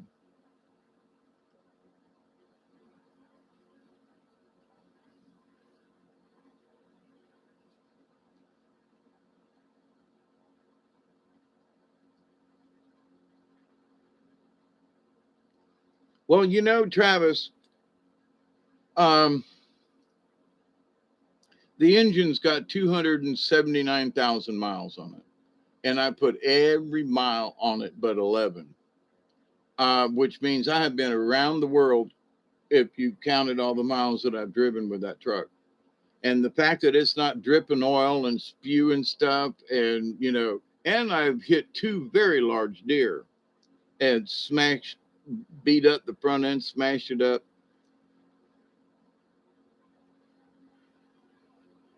Um, but the fact that it has gave me most of those miles with like 1% of trouble after all those miles. I've had an issue here or there, but nothing like what's been happening. So I cannot complain, not a bit. You know, I told my friend Rob the other day, I said, if I'm supposed to buy his truck from him as we get things arranged. And so I was like, he goes, well, what are you going to do with your Mazda? And I said, well, I'm going to keep it, I buy your truck, but I'm still going to keep fixing the Mazda because it's still a good little truck. The bed's still good on the inside because I've had a camper top on it ever since I bought it, just about. So the paint is never, is barely scratched, if anything, because of the inside bed. The outside's not beat up. I hit a deer, there's a scratch or two here and there, but, she's in great shape. So to fix her up would be like, to junk her or throw it away or try to sell her for $1,000 or 500.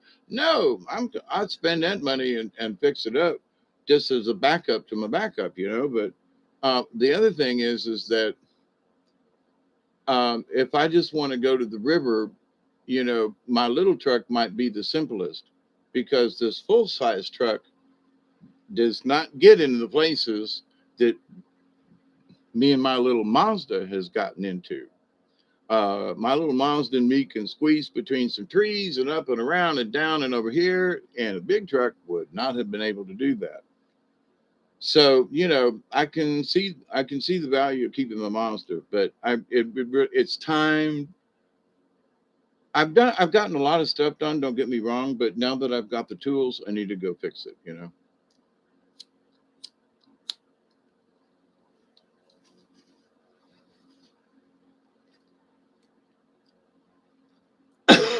Oh, and Delaney, by the way, for your husband, if he's fixing trucks and vehicles, let me give you this tidbit. I went online. Advance Auto is what I've been using. I went online to check for parts and stuff, availability, and you check the store in your area and that kind of thing. Okay, right. So, but here's the thing: if I drive into town and and talk to the guy behind the counter, order the part,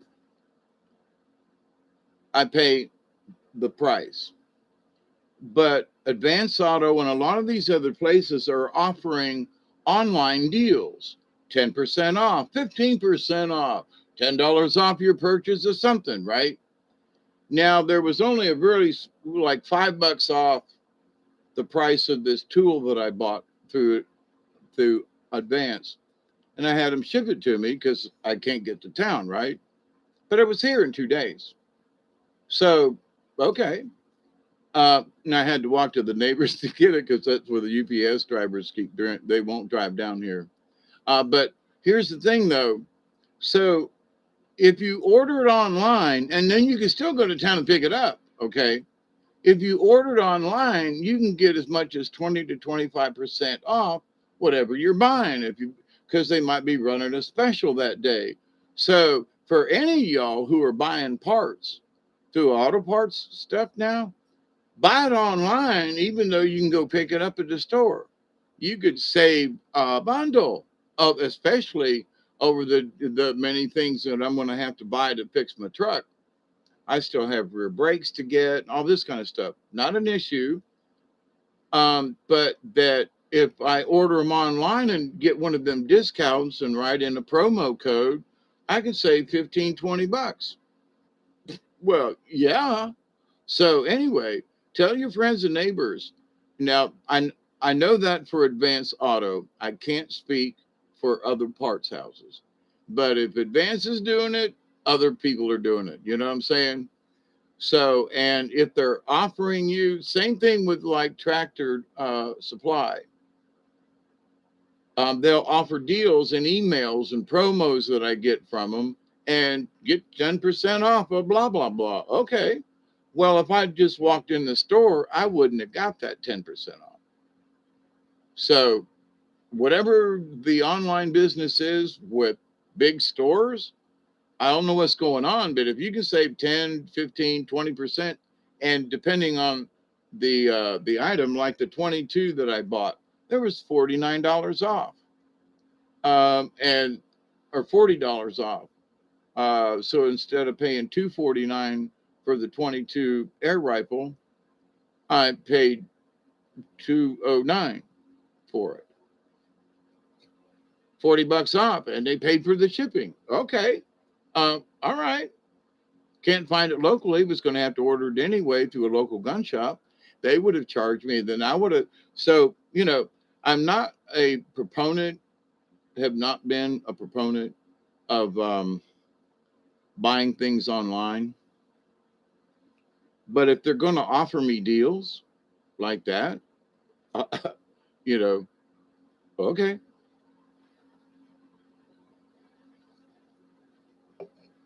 I think it's the fact that I like to go shopping. Not a lot of guys like to go shopping.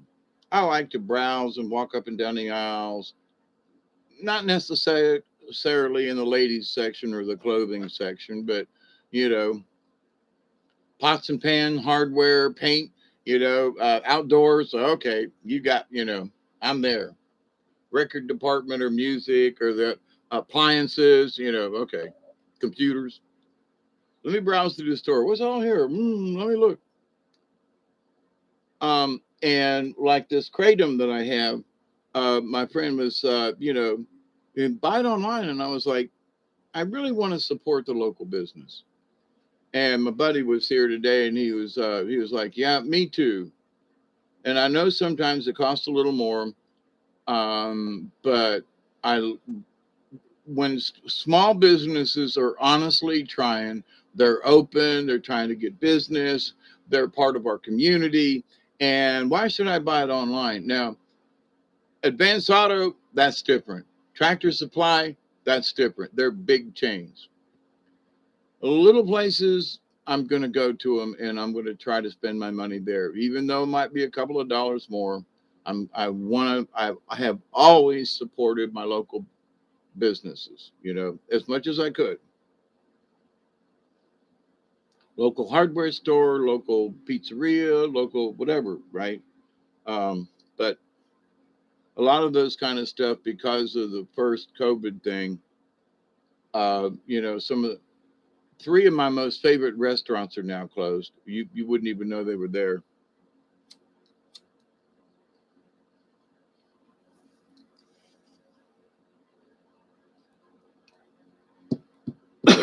Family owned, great food, not just good, but great food. There are places, yeah, it's good food. And then there are places that are like, you gotta go here. Like, for example, I don't know if it's still open or not, but if anybody's ever around in Tallahassee, I haven't checked. My dear friend Marcia and I, we used to go down to Tallahassee and go to this place. It's called Decent Pizza. It's on North Monroe, north of Tennessee Street. If you're going south, it's on the right hand side. Anyway, Decent Pizza.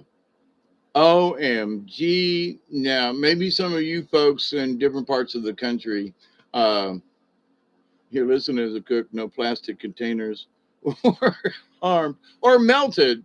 You know, my local pizzeria is for sale again. Used to be a no, a crematorium. If you have to work there, you have to bone up on your, bone up. Never mind. Never mind. Bad joke. Bad, bad, bad, bad, bad. Yeah, I always have, and there are some people. Well, I'm going to no. I know it's $3 more over here. Like the I've talked about Bale Mercantile in Moultrie. The Bale brothers, Bael Bale, and the brothers opened up this hardware store back in the 20s or something, and they had absolutely everything. It was a Tractor Supply of its day. I mean, they had fencing and posts, and you could get cement, and you could buy saddles and saddlery. You could buy guns from the little area in the back where they had a guy that was a gunsmith. You could buy grain, you could buy feed. Not too much in seed, but you could buy a bag of corn. Certain grains you could buy. Um, and then all the brothers died out. The cousins took it over. But it's the business is still there. It's still called Bell's. It's a true value. At the moment, at least, it has changed back and forth over the years, but it's been a true value now for quite a few years. But I've known some of the people who are management now who were salesmen when I first bought my first thing. They were the first people to ever give me credit. So I still give them high quality farming. So you did the same thing. Yeah. But so, when I can, I go to Bales. I still have a charge account there, and I still know some of the people that I've known for years, and they'll say, "Hey, Dave, how you doing? Ain't seen you in a while." That to me, that's hometown.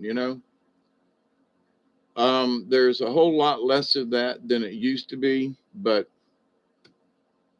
for me, like there's a local.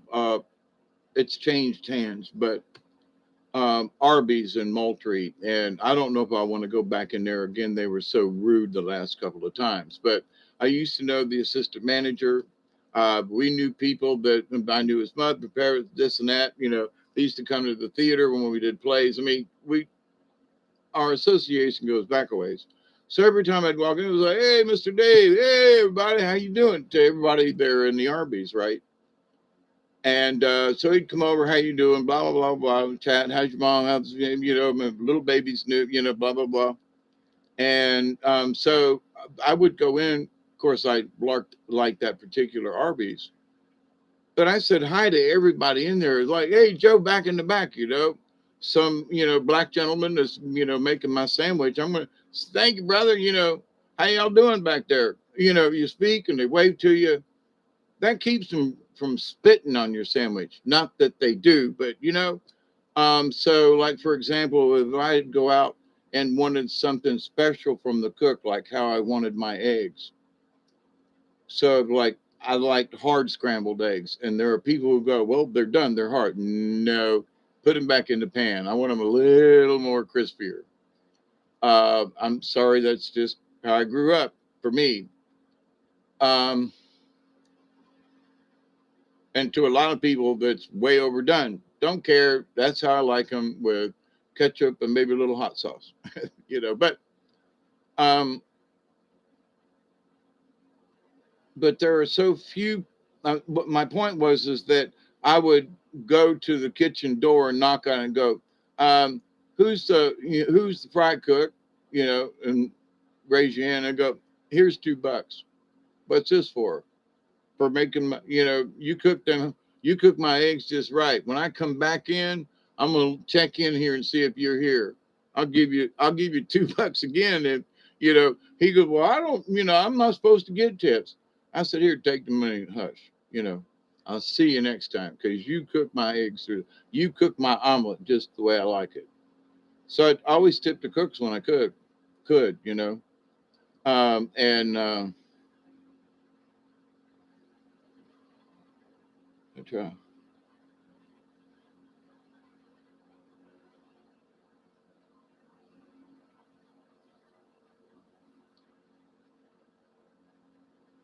Rice was the best because baked potatoes with cheddar cheese and bacon. Yeah, yeah, yeah. Yep.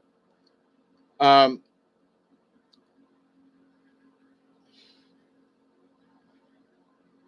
oh, when Rob and I went to Thomasville a couple of weeks ago, and I did my shopping down there, um,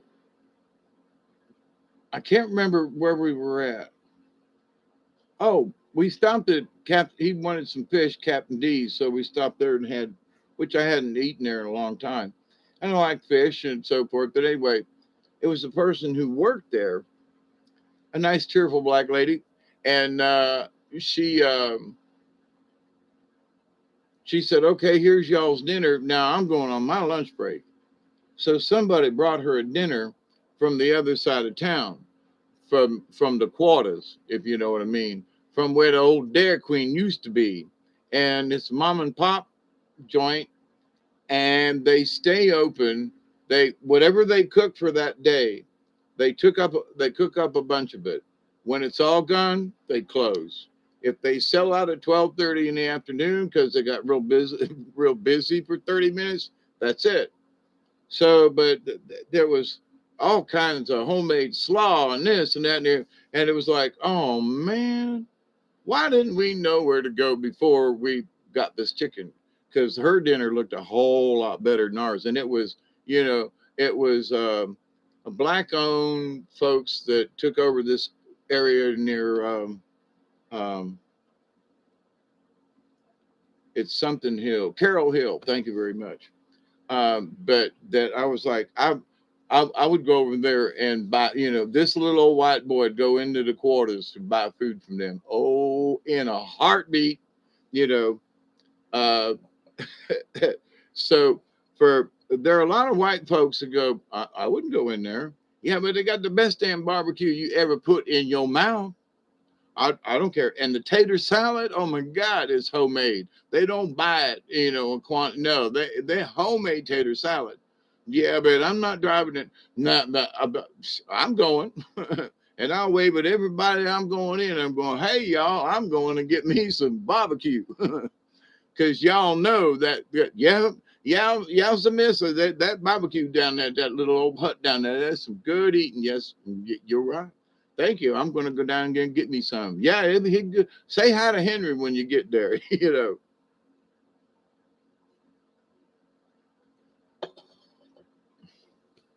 As I sit here and tell you these things, I realize what a strange and odd person I am.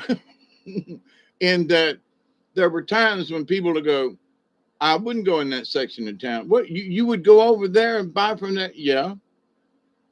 But they're black people over there. So there's white people over there. I'm more scared of some of them some bitches than I am any of these folks over here. No offense to the white people, but I'd rather go over here. What you talking about, Willis? You know what I mean? So, but I've always been that way because I remember back when I was on the Carney and traveling in South Georgia and Alabama, and I can't remember the two black brothers who would travel with us. They one traveled with us for I don't know 8, 10, 12 years, a long time, possibly even longer. But his brother would just hop on when they was up in this Alabama, Florida, Georgia Panhandle area up here. But they would take me to true, honest to God juke joints, and we'd sneak in the back alleys back in some of these little towns and little dirt roads and stuff. Of course, I'm 13, 14 years old, and because we had money, we was buying Boone's Farm wine at the little shack had a refrigerator and a little bar set up there, a little pool table, and hot in the summertime and needed to get in. And he said, "Come on, Mister Dave, let's go. Well, let's go to the juke joint." All right, Mister, we'd go, and off we'd go. So, but for me, color didn't matter. It was just other people, you know. So I I figured the best way to be, and it's his work 99% of the time, was just be honest and friendly. And rather than reserved or scared or no, hey, how y'all doing today? Who's that crazy white man? What's that honky doing in here? Oh, my buddy. We work on the carnival together, and he brought me in here to play some pool. You know, uh, it's all right, right? I mean, well, they look around and go, okay, there's this 13-year-old kid over there with, this black man, in a southern town in the 60s. And, but I just like, I just never thought two stuffs about it. When I look back on it now, holy crap, you know, holy crap. Never thought twice about it. Now, there was a time or two in a town in Alabama one time, and I wish I could tell.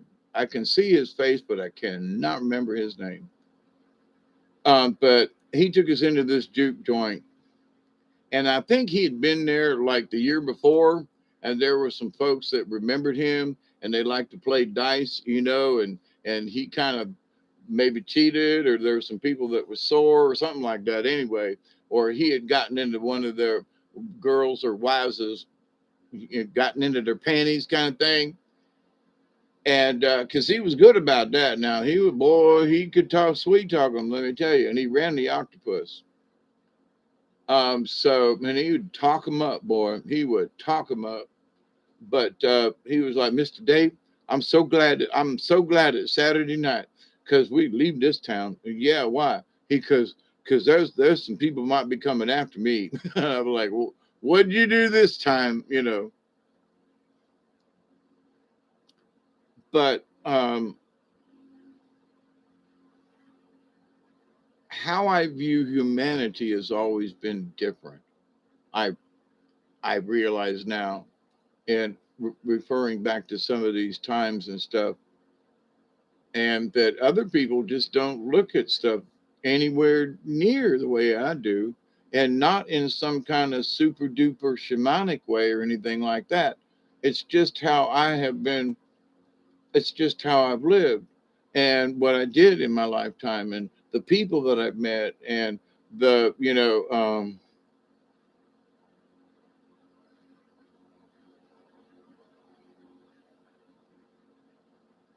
Boil the eggs for 3 minutes and then turn the heat off and leave it in for three. And the yolk is perfectly liquid.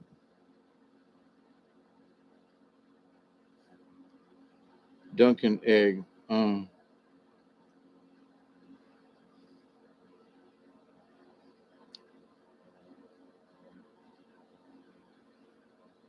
The I always like mine over easy, which is hard to do, right? And as a cook in the jail, I learned how to use that grill. Let me tell you, woo wee, I could do some breakfast on that thing. And I had certain guards that would come in and go, uh, because I worked in the kitchen. They'd go, no, fix me some eggs. You know how I like them. Yes, sir. And I knew how they liked their eggs. And they wouldn't let any of the other cooks cook their eggs. There's about 4 or 5 different officers.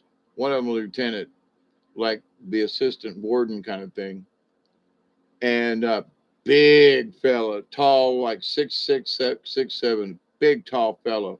I mean, he ducked to get into a normal door, and he was a big fella, hefty wise too. But um, I've always liked my eggs just not just cooked, but hard, like brown, scorched around the edges. Just was something about the gooiness of eggs that never appealed to me.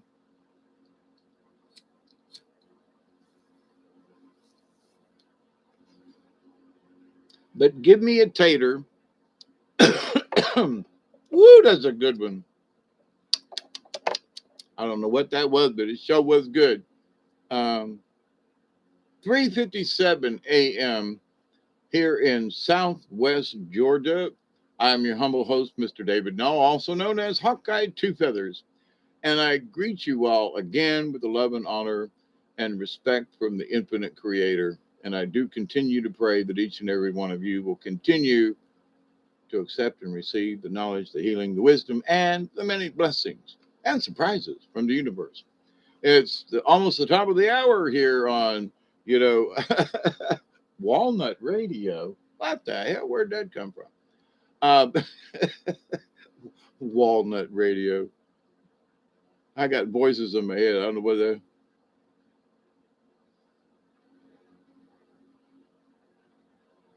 Oh, you're welcome, Tracy B. But I mean, it just dawned on me how skewed my point of view has been, not just recently, but it goes back a ways, and like going to the juke joints and hanging out and it just not mattering. And once they got to know me, it was like, um, you know, hey Dave, come on in, bring your little white ass in here. Okay, let's play some pool. All right, see you next year. And to be welcomed back to a juke joint the next year, and for folks to remember you, and they'd come out and help us tear the rides down on Saturday night. And over 2 or 3 years, they'd come up, Mr. Dave, you still running the scrambler? Yeah, yeah. You're going to need help setting it up, tearing it down. Yeah, well, come on down. We pay you good. We'll pay you right. And we always did. And we worked together. So there'd be 2 or 3 or 4 years in a row we're going to the same town. We'd have the same guys come out and help us tear down the rides after Saturday on Saturday night. And Goodfellas too. There one guy, he was like almost 7 feet.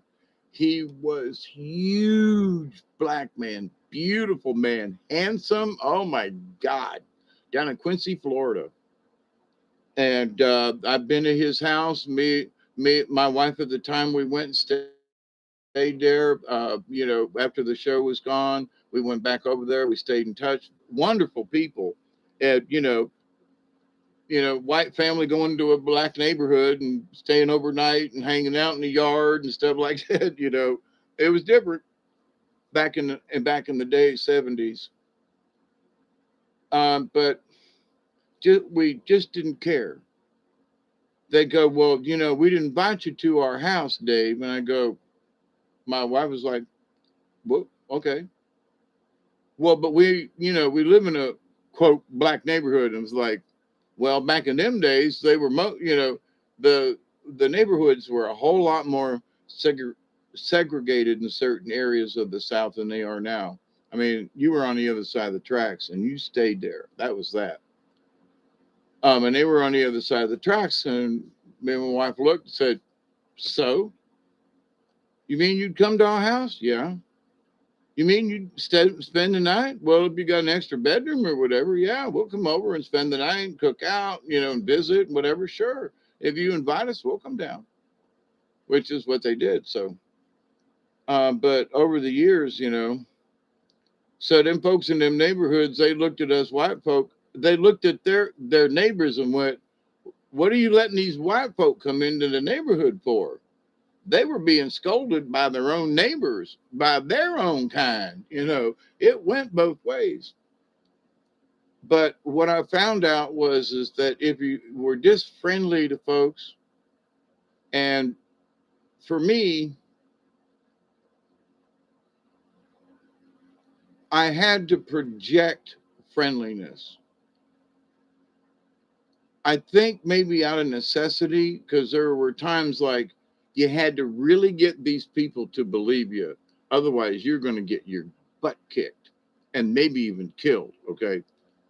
So the best thing to do is like, no, I'm just like you folk. I'm sorry. I'm an albino black man, and they'd all laugh, what you trying to be black for? And I was like, listen here now, ain't got nothing to do with color, boys. I'm just like you is, and they would go, huh? Don't, I just never put on airs. I was never better than anybody else. I never tried to be better than anybody else. Now, if there was something stupid going on, I would step in and go, can I give y'all a little advice? Like maybe you should do it this way or something. Like, for example, down in Tampa, Florida, on the corner of Bush Boulevard and Florida Avenue, there was a J.M. Fields that sat there years ago. There's some kind of something there now, but um, the carnival used to set up there. Every winter when we'd come back into Tampa, um, and off the regular season, they would find different locations in Tampa or St. Pete or Lakeland or around, a couple of times in Orlando and over there way back in the day, when Orlando just had a couple of traffic lights. Um,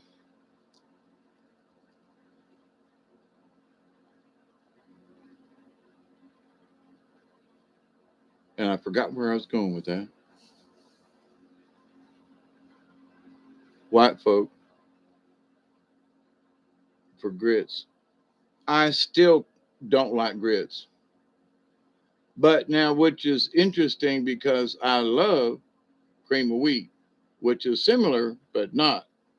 Um, Now, there are folks who take grits and mix it in with their scrambled eggs, like a sunny side up egg, and they'll mix some grits in with the yolk and all, and eat them up.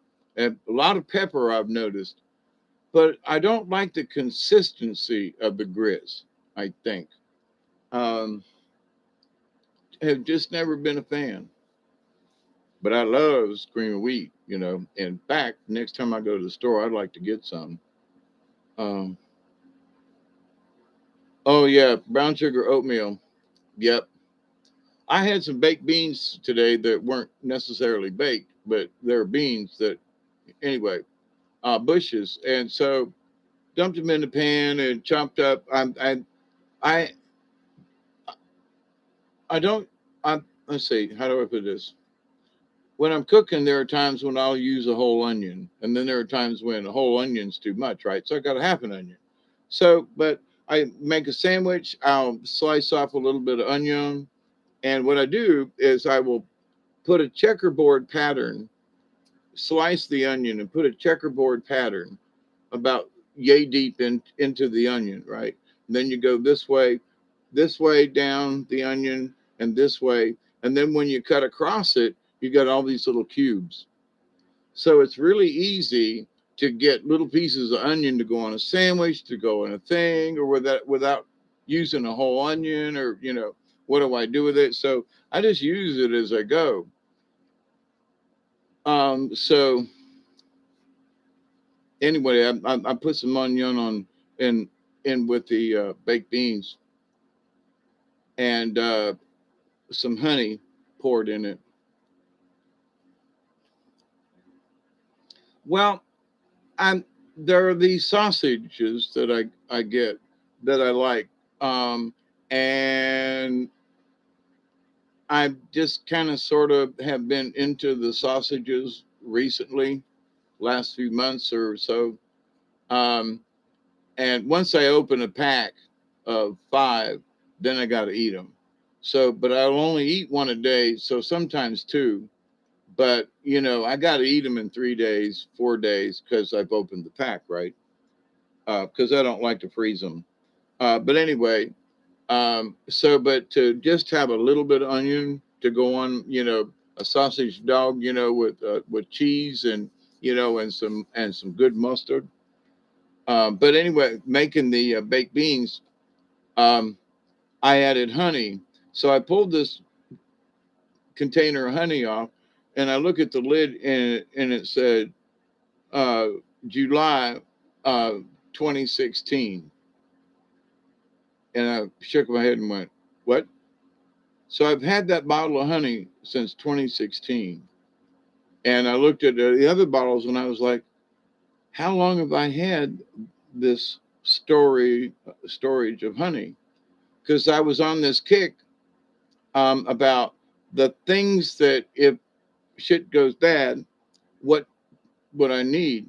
Well, if you don't have sugar as sugar, and down here it's so damp in the house at times, and in humidity, that sugar will just literally melt. The same thing with salt. You go to dump it out, and it's got a clog of moisture. Now I know you add rice to it and everything that helps absorb it, but to the point though, for long periods, it really needs to be sealed up really damn good, or it's going to absorb moisture. Um,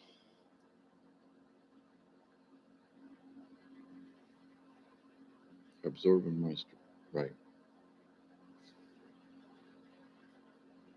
Oh, so my idea with the honey was that honey's good for you, period, right? As an energy and a supplement and so forth, but as a sweetener.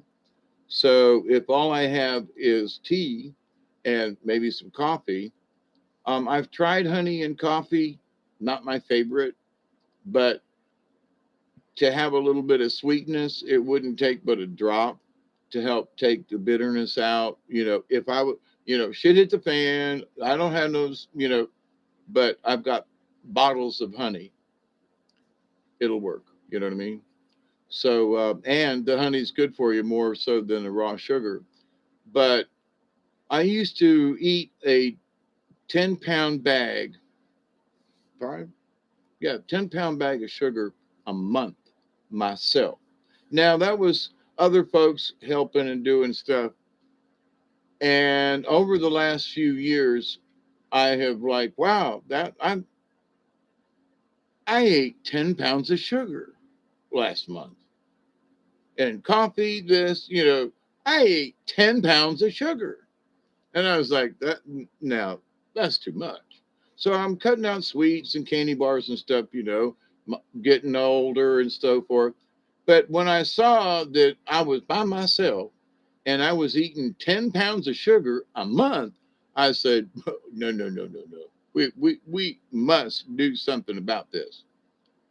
So I just started cutting back on the sugar. So instead of 2.5 teaspoons of sugar in my coffee, now it is a 2 cup, but now I'm down to just maybe I don't try to heap the teaspoon. I just need some on the teaspoon. And sometimes it's only half a teaspoon, and dump it in the same amount of coffee. And so I have now, it takes me 2 months to go through 5 pounds of coffee. So I have greatly changed my consumption of sugar. But that 5 pounds every, yeah, I would say 2 months, 6 weeks. But for me to use that less of sugar intake versus what I used a couple of years ago, or maybe a year ago, um, anything is possible, in my opinion, because what seemed to be an insurmountable task for my part to like, yeah, but man, I like that sugar in my coffee. I like that syrupy taste. But as I gradually cut back just a little bit each time, a little bit each time, and I go, man, so I go refill my cup, but I won't add any sugar. So it's like a half a cup, and I go back and add this much coffee. So, but as I have, my body and my taste buds have adjusted to the new lesser amount of sugar. I've tried to drink it black or just with milk. Nah, I don't need much sugar, but I, and maybe it's psychosomatic, not sure, but I gotta have that little bit of sugar, that little bit of sweetener. It's almost 4:20. It's 4:12, my friends. We're gonna have a 4:20 party since we're all still here, at least for the moment. But I eat bags of candy for dinner and sugar. I used to, Travis. I mean, there was always sweets. There was always this.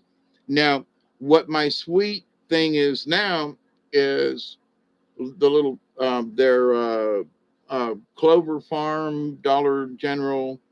I think it's their brand of fig bars. They've got regular like fig bars, and now they've got this strawberry flavored one, and it's really good. So I'll go through one of them a week, easy. I got them down here. So if I feel my blood sugar dropping or something like that, I just reach down here and grab one of me and munch on it. Um,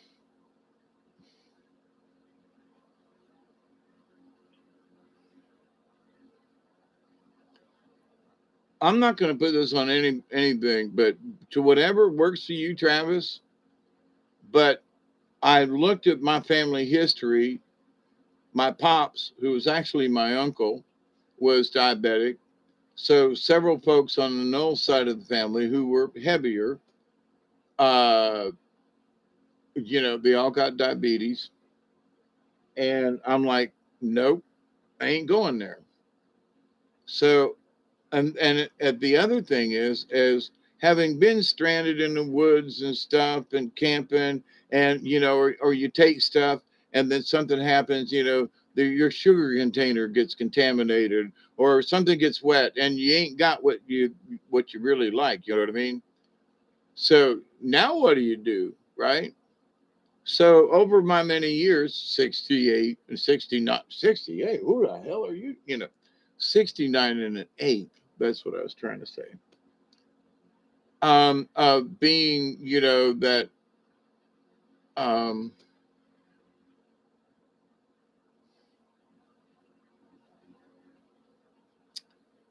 that's the simple backpacking, the simple, take very little, just to get by, right? But after 2 or 3 days on the trail or out in the woods, you really want to come home and take that shower. You want to have your coffee the way you like it at the house. Just there's just things, right? But so for me, I've always been in some kind of survival mode because long time ago I had, my Mother Mary messages and things as back when I was 11 and knowing something was up.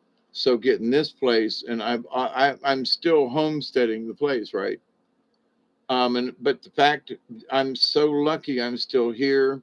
I'm so glad that I have, you know, persevered. I've given up a lot for what other people would say, But me and Duggar go out and walk around our woods. There's deer in the backyard. There's turkey in the backyard. There's catfish down in the holes on the river.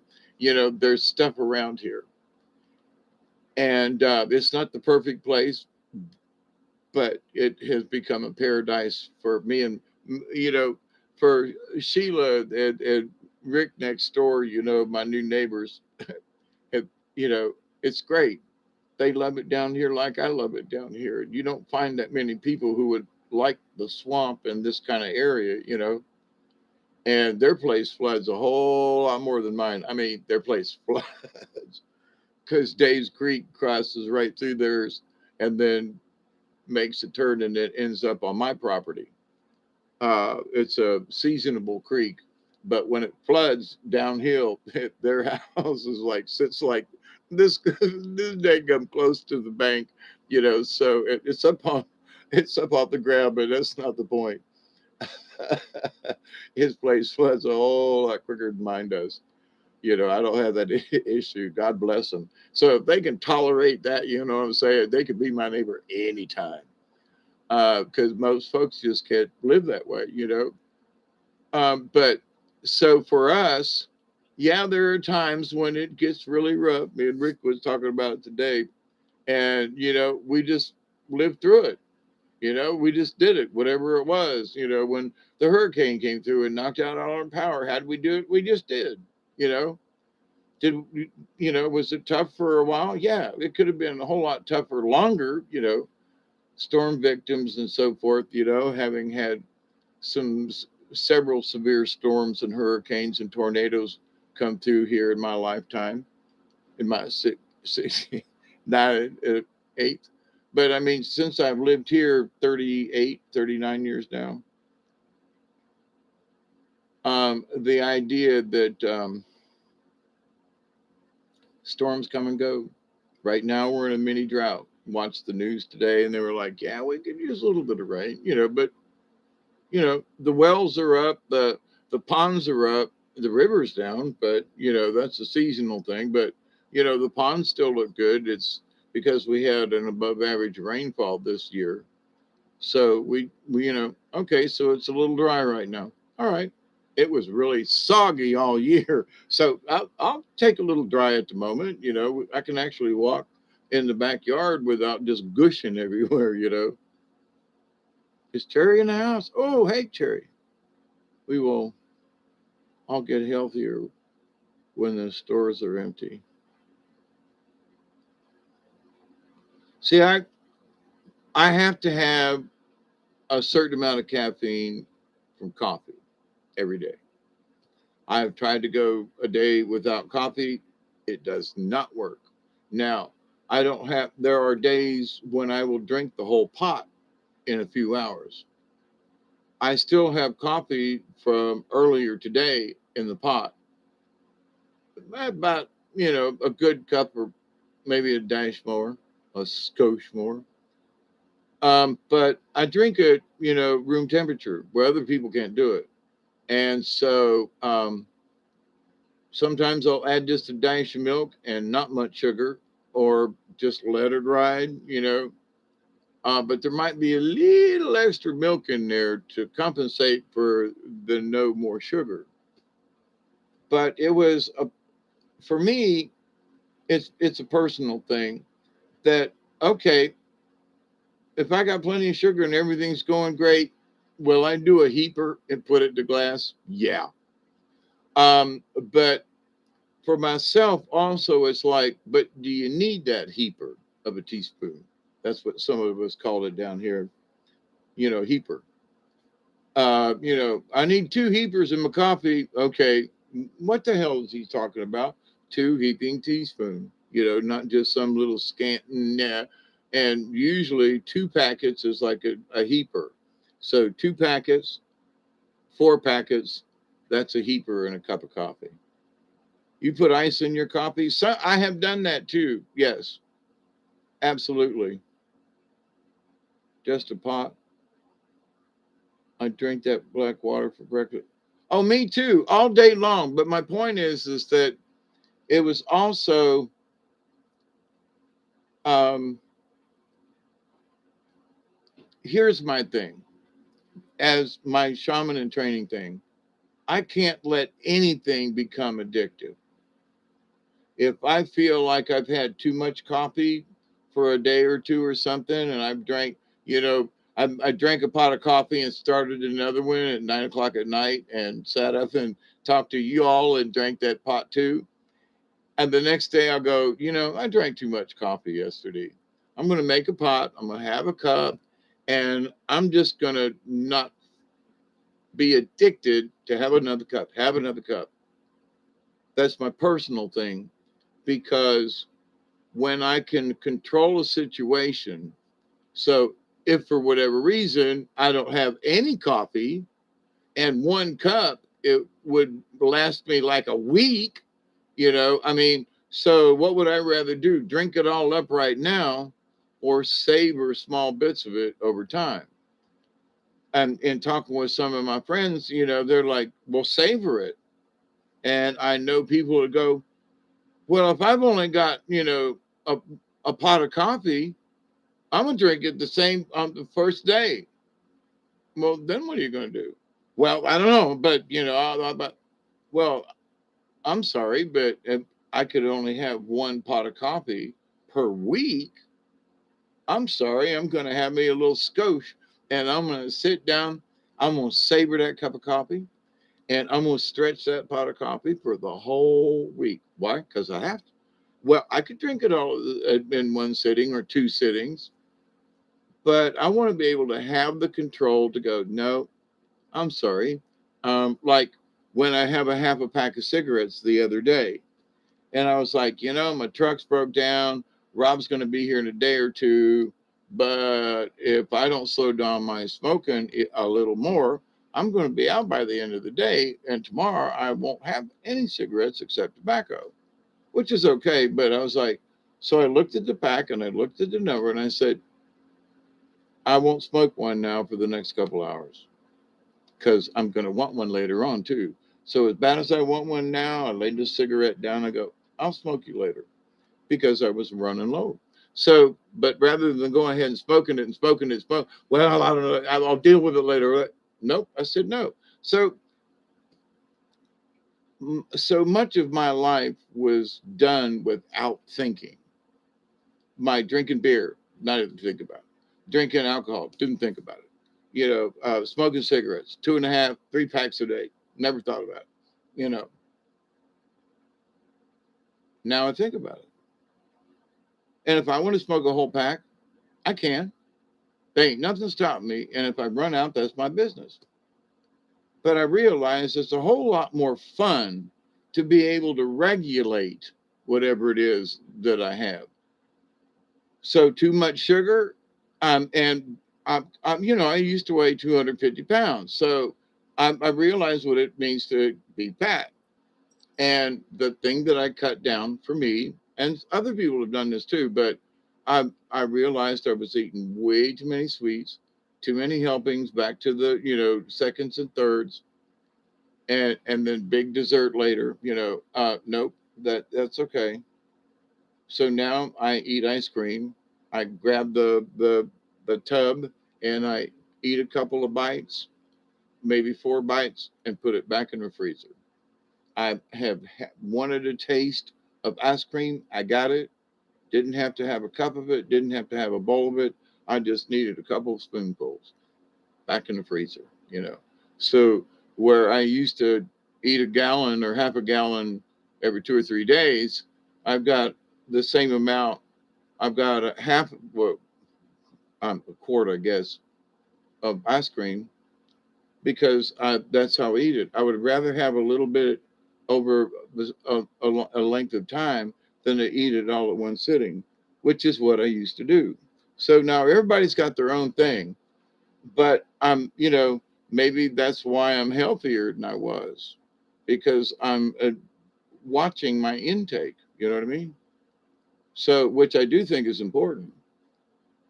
So what some folks I was with, they were, oh, we eat this way and we do that Blue Bunny frozen vanilla. Um,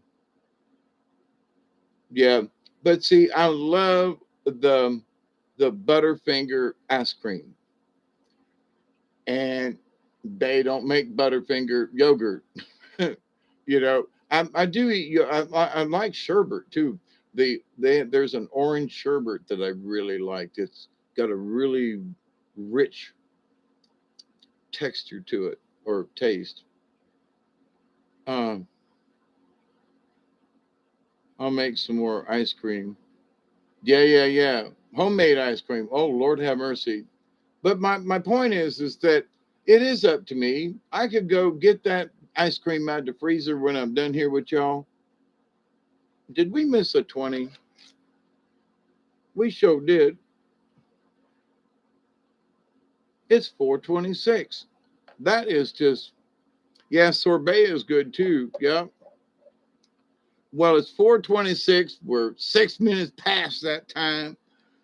Talking about stuff, and I didn't have my glasses on. And squinting down, I couldn't see that was a six. Anyway, cheers.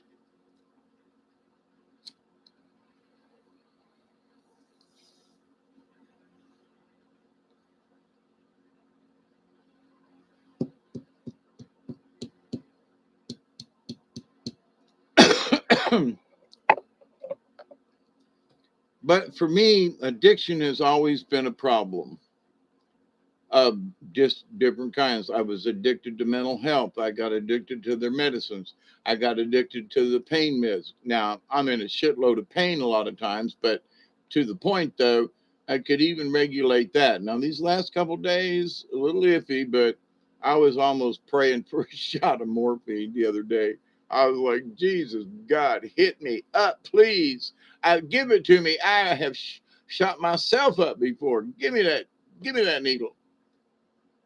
I used to give myself testosterone shots because it was cheaper to buy the a vial of it and give and do the shots myself.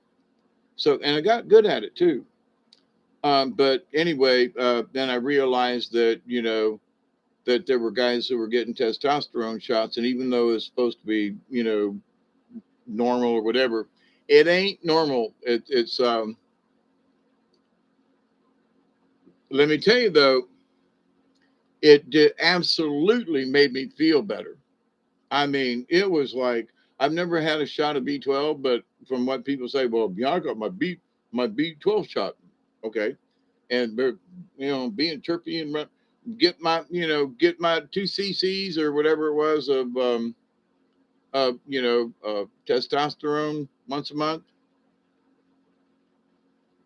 In a way, I kind of miss it, but I looked at the long term risks of it, and I was like, I don't know whether or not this is really a good way to go. Pineapple changes the flavor of baby. I love dry, and that's one thing that has disappeared from the shelves from my nearby stores anyway, is the dried pineapple in the pouches. And I love that pineapple, man, let me tell you. But I heard that too, Travis. Um, you out of here? Yeah, Tracy B.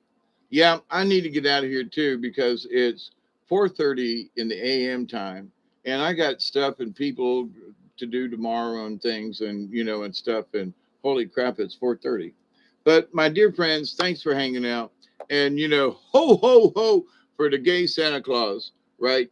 And I'll close with a prayer as I always do because I seriously believe you know, I do believe, I have thought about my topic for discussion the other night about our prayers and our intents being sabotaged by the fact that those who make the prayer change, what we can feel one way, and that's fine. But if they change the words, then we ain't making the connection we need. But anyway, of how important it is for us and so many things that I saw after I did that video that I was like, wow, that shit's really important, you know, because so many people, there's so many underlying Like this new cell phone, for example. I had to agree to terms with this thing. I had to agree to the terms in the EULA for that thing. I had to agree that if I wanted it to use this thing at all, I had to agree to all the above. It was like, but what if I don't agree to this? Well, do you want to use the phone or not? Yeah. Well, then you better hit OK. You better hit that button that says, I agree. So whether I really like it or not, I'm stuck with the fact that that's the rules. If I want this cell phone to work, then I have to agree to all these apps. I have to agree to this and this and this and that, man, and Google and Schmoogle and, and who else knows, right? So, do I really agree? Not necessarily, but it's not too bad because I had to read the thing twice. But I went ahead and hit agree because it's like, you want to use this? Yes or no? Yeah. Okay, that's it. That's the answer. Do you want to use this? Yes or no? Yeah. Okay, then hit the button. But I don't like what this says.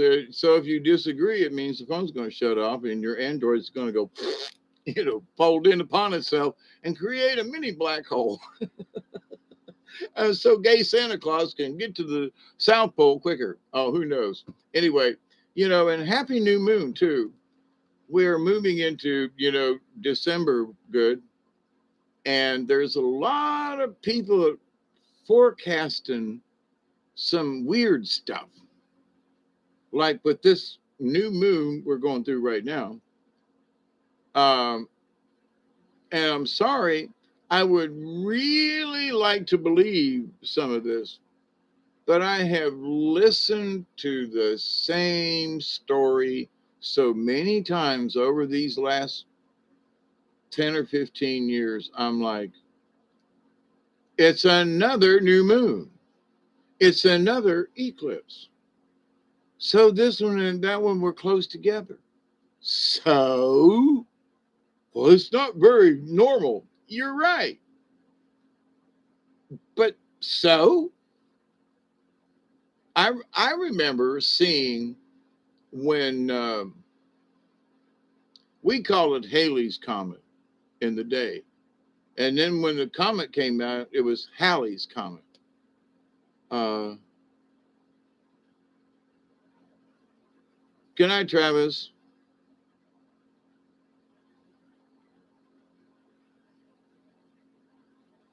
Working 6 hours at parade. You hope you don't see gay Santa. Love to you too, brother. Or Tracy, or never mind. I'm stoned. And gonna hit it again too before I go. But all of these things is what you choose to do is up to you. And sometimes when we take control of the simple things in our life, um, it makes a big deal in the long run. You feel like, I just said no to wanting a cigarette, or I just said no to having another beer. That which was my issue back in the day. I'm going to say no to whatever it is.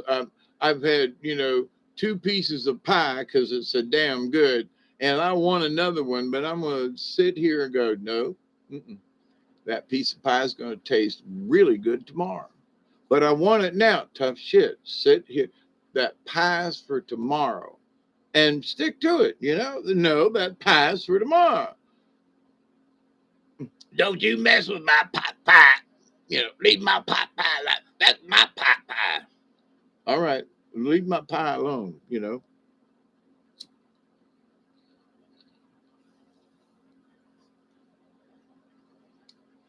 That was a poor Cartman. But anyway, so y'all have a good weekend. This is Saturday. I can't believe it. It's Saturday morning. Now, for those of you football fans out there, um, now I live in Georgia. I have been rooting for them dogs for quite a while now. And I have watched them play 3 times this season, I think. And I gotta say, them dogs have put a whooping on almost, but most of everybody they played this year. And I don't mean just like, won the game. I mean, put a whooping on them. And they supposed to be meeting up with, I think, Alabama for like the SC, championship. And you want to see some good football. Now, Alabama likely got beat last week, but come out the hole. But them dogs ain't gonna put up with that. So if you want to watch a good football game, if you can catch, I don't know what thing it is, but when Alabama and Georgia play, now Georgia has had some shitty football in some years. Okay, this year, them boys is tight. Okay, I don't care what you say, who or what state or whatever. Good football is good football. Ohio State, good football. Penn State, good football. Notre Dame, good football. Uh, don't care. But now I know there's a lot of folks that don't care for football. But these are the playoffs now. We done got through the season. But if you like to watch a good football game, Alabama and Georgia ought to be one hell of a game. And I think it's sometime on Saturday. So tomorrow night I'll be live for real on Facebook. I'm gonna pull cards and do a rod session. Cool beans, Delaney. Eat that cornbread. Oh hell yeah. Oh, that was something that I had that it was a year ago I've had. Was some um, cornbread dressing. Yum, yum. For Thanksgiving last week. Oh my God, I was so grateful for that cornbread dressing. But anyway, so I'm going to hit this one more time. I love y'all.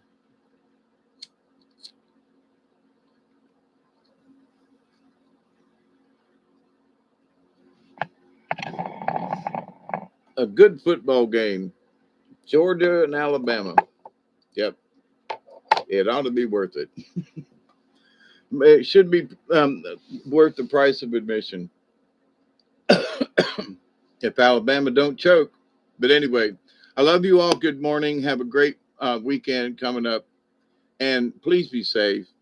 If everything works out, I'll try to be doing um, a animal card reading soon. Also, I've been taking care of some of these other things around here, and plus we're coming out of a new moon. It's uplifting versus being pulled down to your feet kind of thing with the moon. So there are certain things around a new moon I try to avoid. Also, in my biorhythm chart, new moons, my 28-day pattern biorhythm goes more or less along with new moon. And so my chart is down where it's when it's new moon. So it literally, one of my biorhythms is almost identical to the moon cycle. So I've noticed it for years that anytime I get around new moon, my energy would just like get low, and I'll go. Then I learned about the biorhythm and this and that, and I was like, ooh, new moon, just need to be careful. I'm not scared. I'm not. Oh, it's new moon, and no, it's just that it's an awareness thing. Oh, it's new moon time, ain't it? Yeah, okay. I need to take it easy instead of pushing it, right? It's better to get some done than to get too much done and then fall out because of low energy at this time of the month. So it's all about timing and pacing.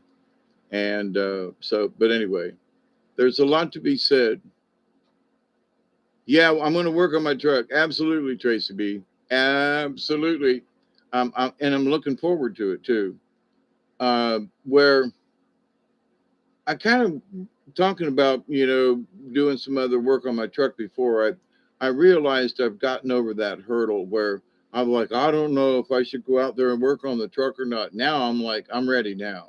I downloaded the software and I got the thing. And so tomorrow, yep. And I can be listening to the football game too while I'm working on the truck. So, that works out. SD, I'm sorry, I'm fixing to head out, but it's absolutely great to see you. Mary, you take care. Alexander, Alex, Miss Pearl, as always, I saw a bong like your pipe today. Fine china. Oh, yeah? Wow, that'd be cool. You mean like this white with the blue on it, like this? Yeah, it's not China, but I really like this thing, and it holds a bunch too. Easy to smoke, got a nice big mouthpiece on it. SD, hope everything's going well in your neck of the woods or desert, as the case may be, or plains.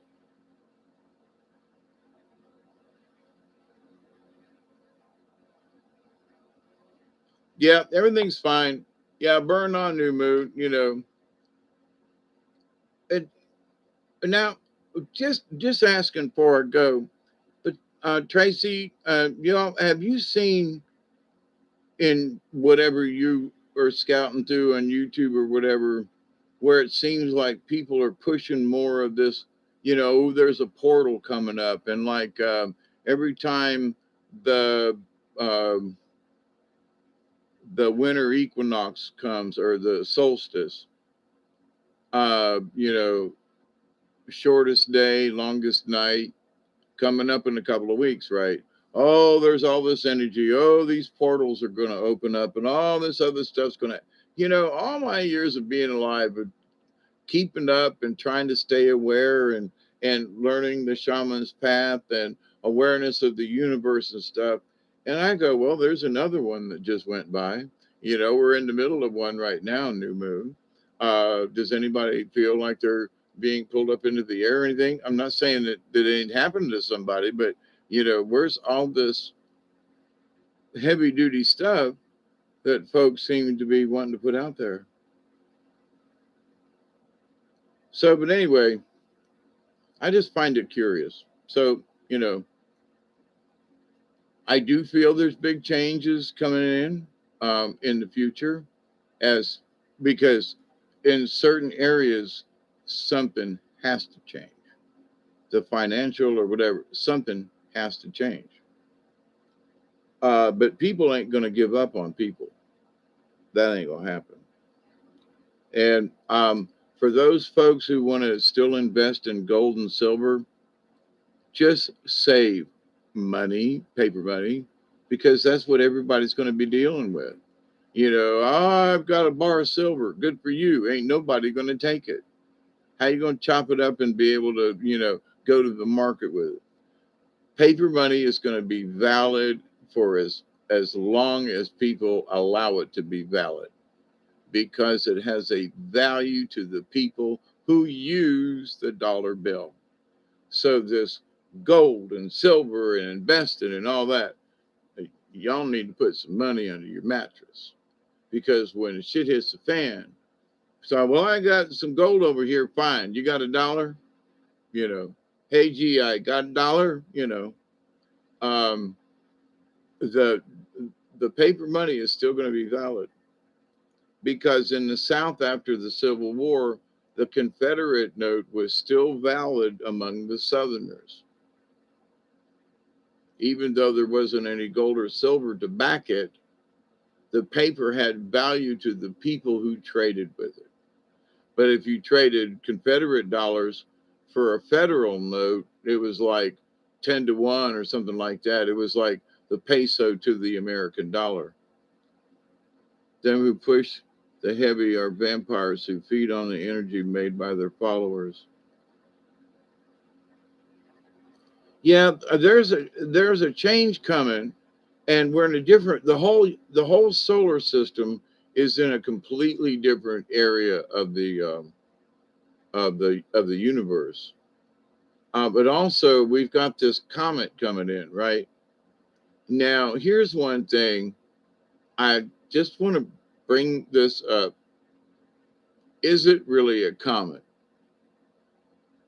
that one that came in that was all twisty and stuff a few years back, and all of a sudden it went to flopping around and made this crazy thing, and the Ichimawa or something like,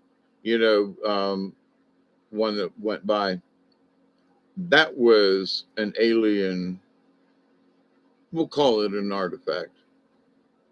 But this comet coming in hadn't been seen, don't know where it's been. All of a sudden it's like, where's this comet? Don't know.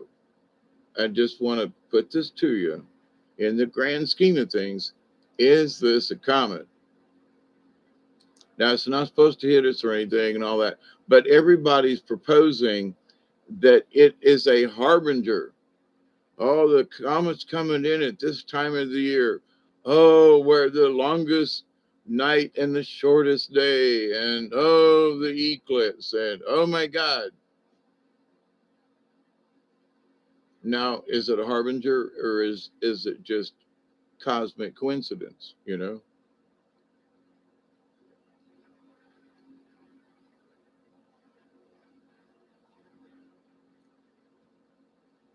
Yeah, something's changing, and I mean, there are the people who are feeling the changes don't know really what they are, and I would submit to people, don't project. Well, I think the changes are going to be, nah, stay out of it. Literally sit back and watch it, because whatever the change is, we're going to have to adapt to it. But that's one thing I learned years ago, about prophesying or seeing dreams or stuff like that, because I've had too many of them come just so flippant true, that I just, the thing about the Guatemalan volcano years ago, I still hear the people screaming from that, and it's horrible. Um, but you have to watch it like a movie, and you might be sitting there thinking to yourself, you know, the did the butler do it, or who killed Colonel Mustard in the kitchen, right? With the candlestick. So,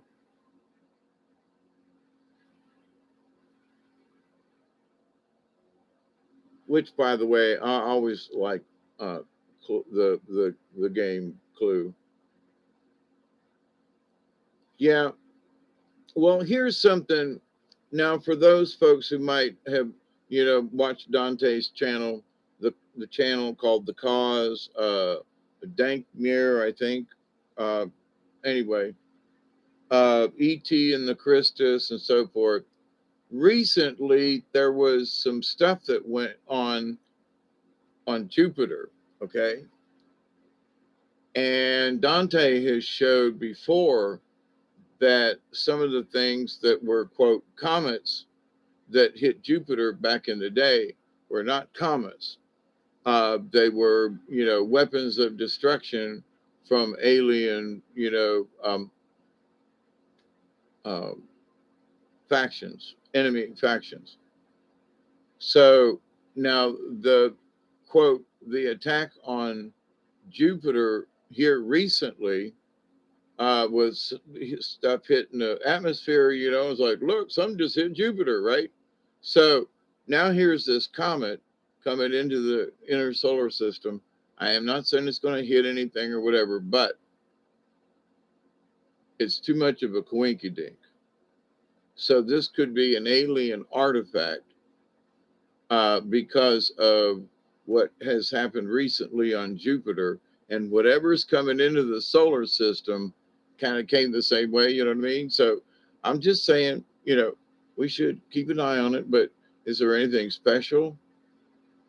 It may be special in the fact that it's not a comet. That's what might be special. So let's keep an eye on it and watch it. It's going to be interesting. Well, hidden stuff out there, you can still see right through them if you are able to look through. Yeah. There are folks who really want to look at the future. I don't, for the simple reason that I know that we can be influenced by ourselves. Okay. So I want a good future, but there's parts of me that knows that we have to go through pain to get to that, right? We're going to have to, whatever the financial thing is going to be, something has to change. It'll morph into something else one way or the other. Digits or whatever. People are like, we're all going to go digital.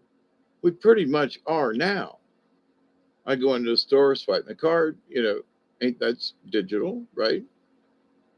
That there's no money there's no cash involved. So some people still use cash. I do, but not in all instances. So, but when the digits don't work, though, then what? So, but anyway, as far as looking into the future and trying to understand the dream or the vision or the whatever it is that you saw can kind of influence it to happen. Because if you looked out there and whatever it was, it's like, so you bring that knowledge back to the now, and now you talk it over, you mull it over in your head, and then you, just by thinking about it, would lend energy to the manifestation of that future. Okay. So all these people who are still preaching the rapture, if they do it hard enough and long enough, they're actually going to make the rapture happen for somebody. They might just all disappear from the fact that they have believed it for so long. They're just one day they're gone. Not necessarily they go to heaven and get raptured. They just ain't here anymore. Not that they vanish completely energy wise, but they just ain't here no more because that's what they believe. You know what I mean? So they create their own rapture. Create your own hell. Even when I was in jail, it was bad, but it wasn't hell because they chose to look at it differently. There were people in jail who thought that if they were in hell. Okay. So no matter where you are, you still have choices in your beliefs and your understanding and that kind of thing. Taking control of, like, I'm going to have a cigarette after all this time, right? We'll be fine. Just adapt, like you say. Yeah, one of there was some really profound something I read in one of my medicine books or one of the stories that I read, and it was about, grandfather, how did you make it through all of those winters and all of those dry seasons and all of the times when you couldn't find game? And grandfather looked down at the young children there at the fire, and he said, "We learned to adapt each day." What? That's it. That's the message. That's the wisdom. What? We learned how to survive each day. We learned how to adapt each day. Because each day they were presented with different issues or problems or whatever, and they just adapted. Some of them died. Some of them, got very ill. Some of them, but they adapted. And of all the things that we, as quote, a human society, we most of us know that we're hybrids of some kind, right? We have come from the stars. That the natives say it. But with that humanness in us, though, there are people who will just give up and shoot themselves. There are people who jump off the cliff, like in the end of World War II, and Japanese thought that the Americans were going to eat them, and they just jumped off the cliffs of some of the Okinawa, some of those places. Anyway, they literally whole families just leapt to their deaths, and that's uncalled for. But your belief is so strong that you got to die because you can't give up, right? When that was not the case, that it was all propaganda to the Japanese people and to those folks fighting for the Japanese people. Some of the islands out there and stuff, they were so convinced by what the emperor had said that the Americans were going to take over and they were cannibals and going to eat all the Japanese people. That, I mean, they were like, what? That's why they jumped off the. So that's some crazy, or kill yourself for the emperor. That's just stupid. But okay, if that's what you believe. To the rest of us is like, I just think that's dumb, but okay. As a warrior, whatever, I could see the honor in it. All right, but screw the honor. Oh, I'm going to be honorable and kill myself. All right, nobody here in the room is going to stop you if that's really what you want to do, but you really don't have to. I die a normal man. Hotty cotty. Okay, bye. See you later in the afterworld. Ask God how that works out for you because you copped out. Um, Now I might concede that if there were marauders who were coming into your camp and they were going to crucify you, torture you, and that kind of thing, okay, I'm going to off myself. I would rather not be awake when they do that to me. You know what I mean? So, but in this world of people, we learn to adapt with each other. We learned to adapt after the Civil War here in the United States. People still want to take down the Civil War statues of generals and peoples and whatever. And, ain't that stupid? They're erasing all the history, not just some of it, the one they want. They're erasing the history, period. They're changing the story. For future generations, the story's not going to. Wait, what? Are they going to dig up all the cemeteries of all the dead soldiers? Uh, from the are they going to go in and mow down Arlington Cemetery? Are they going to are they how much they can only go so far, but they're trying.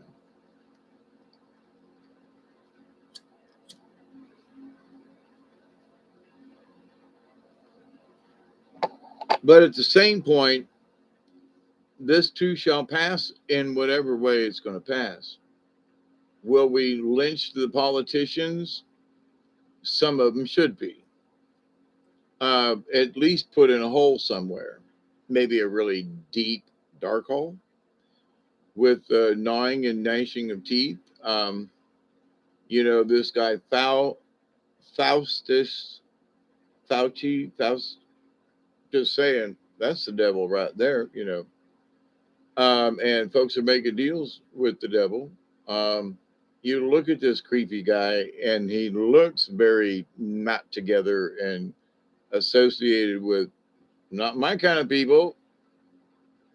Um, so who we listen to and who we are, we will adapt no matter who tries to sell us something. And if for those people who got the shots, the Faust, right?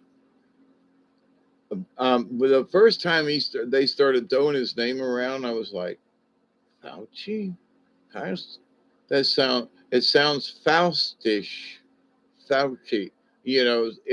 I was like, I don't know who this last name guy thing is, but just I, I'm not really into too many word meanings, but to the point, I was like, I kind of looked around the room. There's nobody here but the dog. And I said, does anybody find this strange at all? This guy's last name said he was burned during Civil War.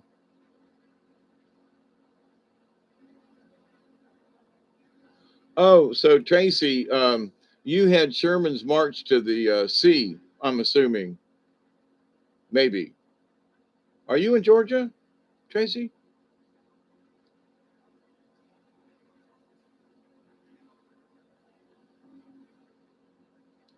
And I mean this with respect. We're either going to adapt or we're going to die. I mean, there's been so many times in my life that I have been when I fell in the woods and had to stayed on the river for 3 days. I did not choose that shit. I'm here, and but you got to make do with what you got. And for 3 days, I was on the river with very little water and almost nothing to eat. Me and my little dog Sasha. Um, and you say, "Well, I can't make it. I can't make it. I can't do this." Well, if that's what you decide, if you decide I'm going to make this, I just don't know how, that leaves it open. There you haven't you've foreseen enough of the future that it's going to be tough. It's 105 in the shade. Yeah, Sherman, huh? Yep. Yeah, there were several places I played as doing puppet shows that were on Meridian, Mississippi. Oh, wow, that's a long way from over here. When Sherman got to Macon, he turned left and just tore it up, just tore it up. Or was it Atlanta? I thought he got to Macon. Anyway, he turned left and marched to the ocean, and he just devastated. There was one particular town in middle Georgia ish that he got to, and the people just said, "Please don't, please don't." And for whatever reason, they went around him. But then they burned everything after that, fields and farms and peoples. That was horrible. Yeah. So much for so much for them Yankees, right? Damn Yankees. I was born in Ohio, I know, but there's a lot of people in Ohio that fly the stars and bars. I'm telling you, it's amazing.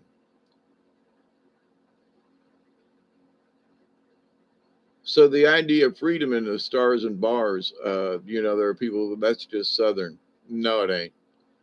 Riding through, Ohio and seeing all the rebel flags. I was like, no, it ain't. The South is up north too. And in Kentucky, that I saw it was like, y'all come back now, you hear? And I was like, what, in Kentucky? Just before you get into Cincinnati, they're in Corbin, Kentucky. I was like, uh, these folks in Kentucky have the balls to, consider themselves Southerners. Well, they had a big fight back in the days with Kentucky, and Kentucky almost went with the South. So, but anyway, but I found that interesting when Sister and I went to Ohio. you know, y'all come back now here, and I was like, no, no, no, you all don't get to say that. I'm from Georgia. But wait.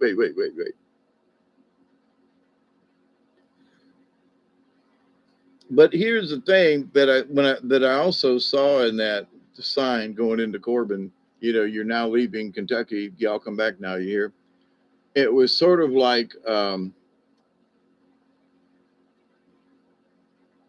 a Southern tradition in a way. It's more of a country way, a countrified way. Folks from the country would say, "Y'all come back now," you know. So sort of like the Clampets. And so in that, I found humor, and I was like, well, you might be Kentucky, and there's a lot of Kentuckians buried in around Chattanooga up there where they had a big battle. A whole Kentucky regiment, just almost got wiped out. Stayed at my family home in Meridian. A lot of history. You think you were alive at that time? Yeah. I went to Andersonville Cemetery where the fort stood, and I sat on the hill inside would have been the picket line where 10,000 northern soldiers were kept. and I sat on the hill, and I found this little piece of fat lighter, and I picked it up and I was holding it, and I sat on the hill looking down. There's a little stream at the bottom of the hill and so forth. It was their drinking water and their toilet at the same time. It was horrible. But I sat on that hill and I just literally broke down in tears. And I was like, whoa, that it was so weird, the feeling that I had. But I had the feeling that I had sat in that same spot,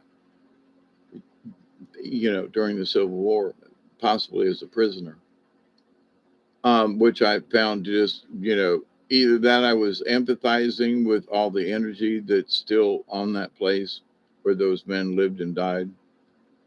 And it's a strange place, let me tell you, but I don't know. Sherman tied our train tracks into bow ties around trees. Really?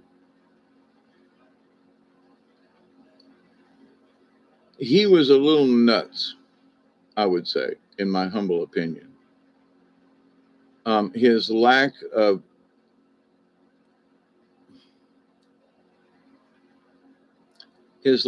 decency, but also the mentality is that, we beat you Southerners, and now we're going to show you. I'm going to show you. I'm Tecumseh Sherman. I'll show you. And that just is like that left a bad taste in Southerners' mouth. You know what I'm saying? Sherman was not a popular person. But anyway, um, yeah, we've had some crackpots that Andrew Jackson and the Trail of Tears and all the native peoples that he drove off the lands and killed, and in so many ways the Trail of Tears was a slaughter to the native peoples. But so we've got a long history of adapting to situations, and sometimes folks don't make the journey and other people survive. So, but at any point, we have learned to adapt. So, what's for the future? Adventure. Am I going to be scared? Nah, because whatever is going to come, for whatever the changes are, I'm just going to adapt, and that's the best we can do. So, my friends, good morning, good afternoon, good evening, wherever you may be. You are my dear friends. Thank you so much for being here and for you being you. Keep up the good work. There's a lot of negative energy out there. We can stop it by not participating in it. As my prayer goes, always, I continue to pray that you will all continue to learn to reject the chaos in your lives and minimize those frequencies. And you will feel better. And we'll all feel better because it's a shared community, in the quantum, in that etheric energy that, folks talk about. But here's the deal, it's true. So I continue to pray that each and every day, that each and every one of you will continue to learn how to accept and receive the knowledge, the healing, the wisdom, and the many blessings in the universe. And each day when Duggar and I go out to play, we've been playing kickball here recently, but he carries the ball up the hill. Um, I continue to pray that each and every day, that each and every one of you and your friends and your family and all of your relatives will continue to learn how to accept and receive the knowledge, the healing, the wisdom, and the many blessings in the universe. And in that law of three, which is important to me and should be important to thee, I continue to pray that each and every day, that each and every one of you will continue to learn to accept and receive the knowledge, the healing, the wisdom, and the many blessings from the universe. Keep up the good work. And with all the craziness going on, and even with gay Santa, let's poke fun at it. Let's not condemn them, but, by golly, we should say, okay, Enough's enough already. Seriously, we love you all, but you know, gay Santa, really? All right. I love you all. Be safe. And if you get a chance, watch that Alabama um, Georgia game. It ought to be fun. So, cheers, everybody. Be safe, honestly. Do the best you can and learn how to limit those things you actually need. You know, it may come in handy later on. I love you. Bye.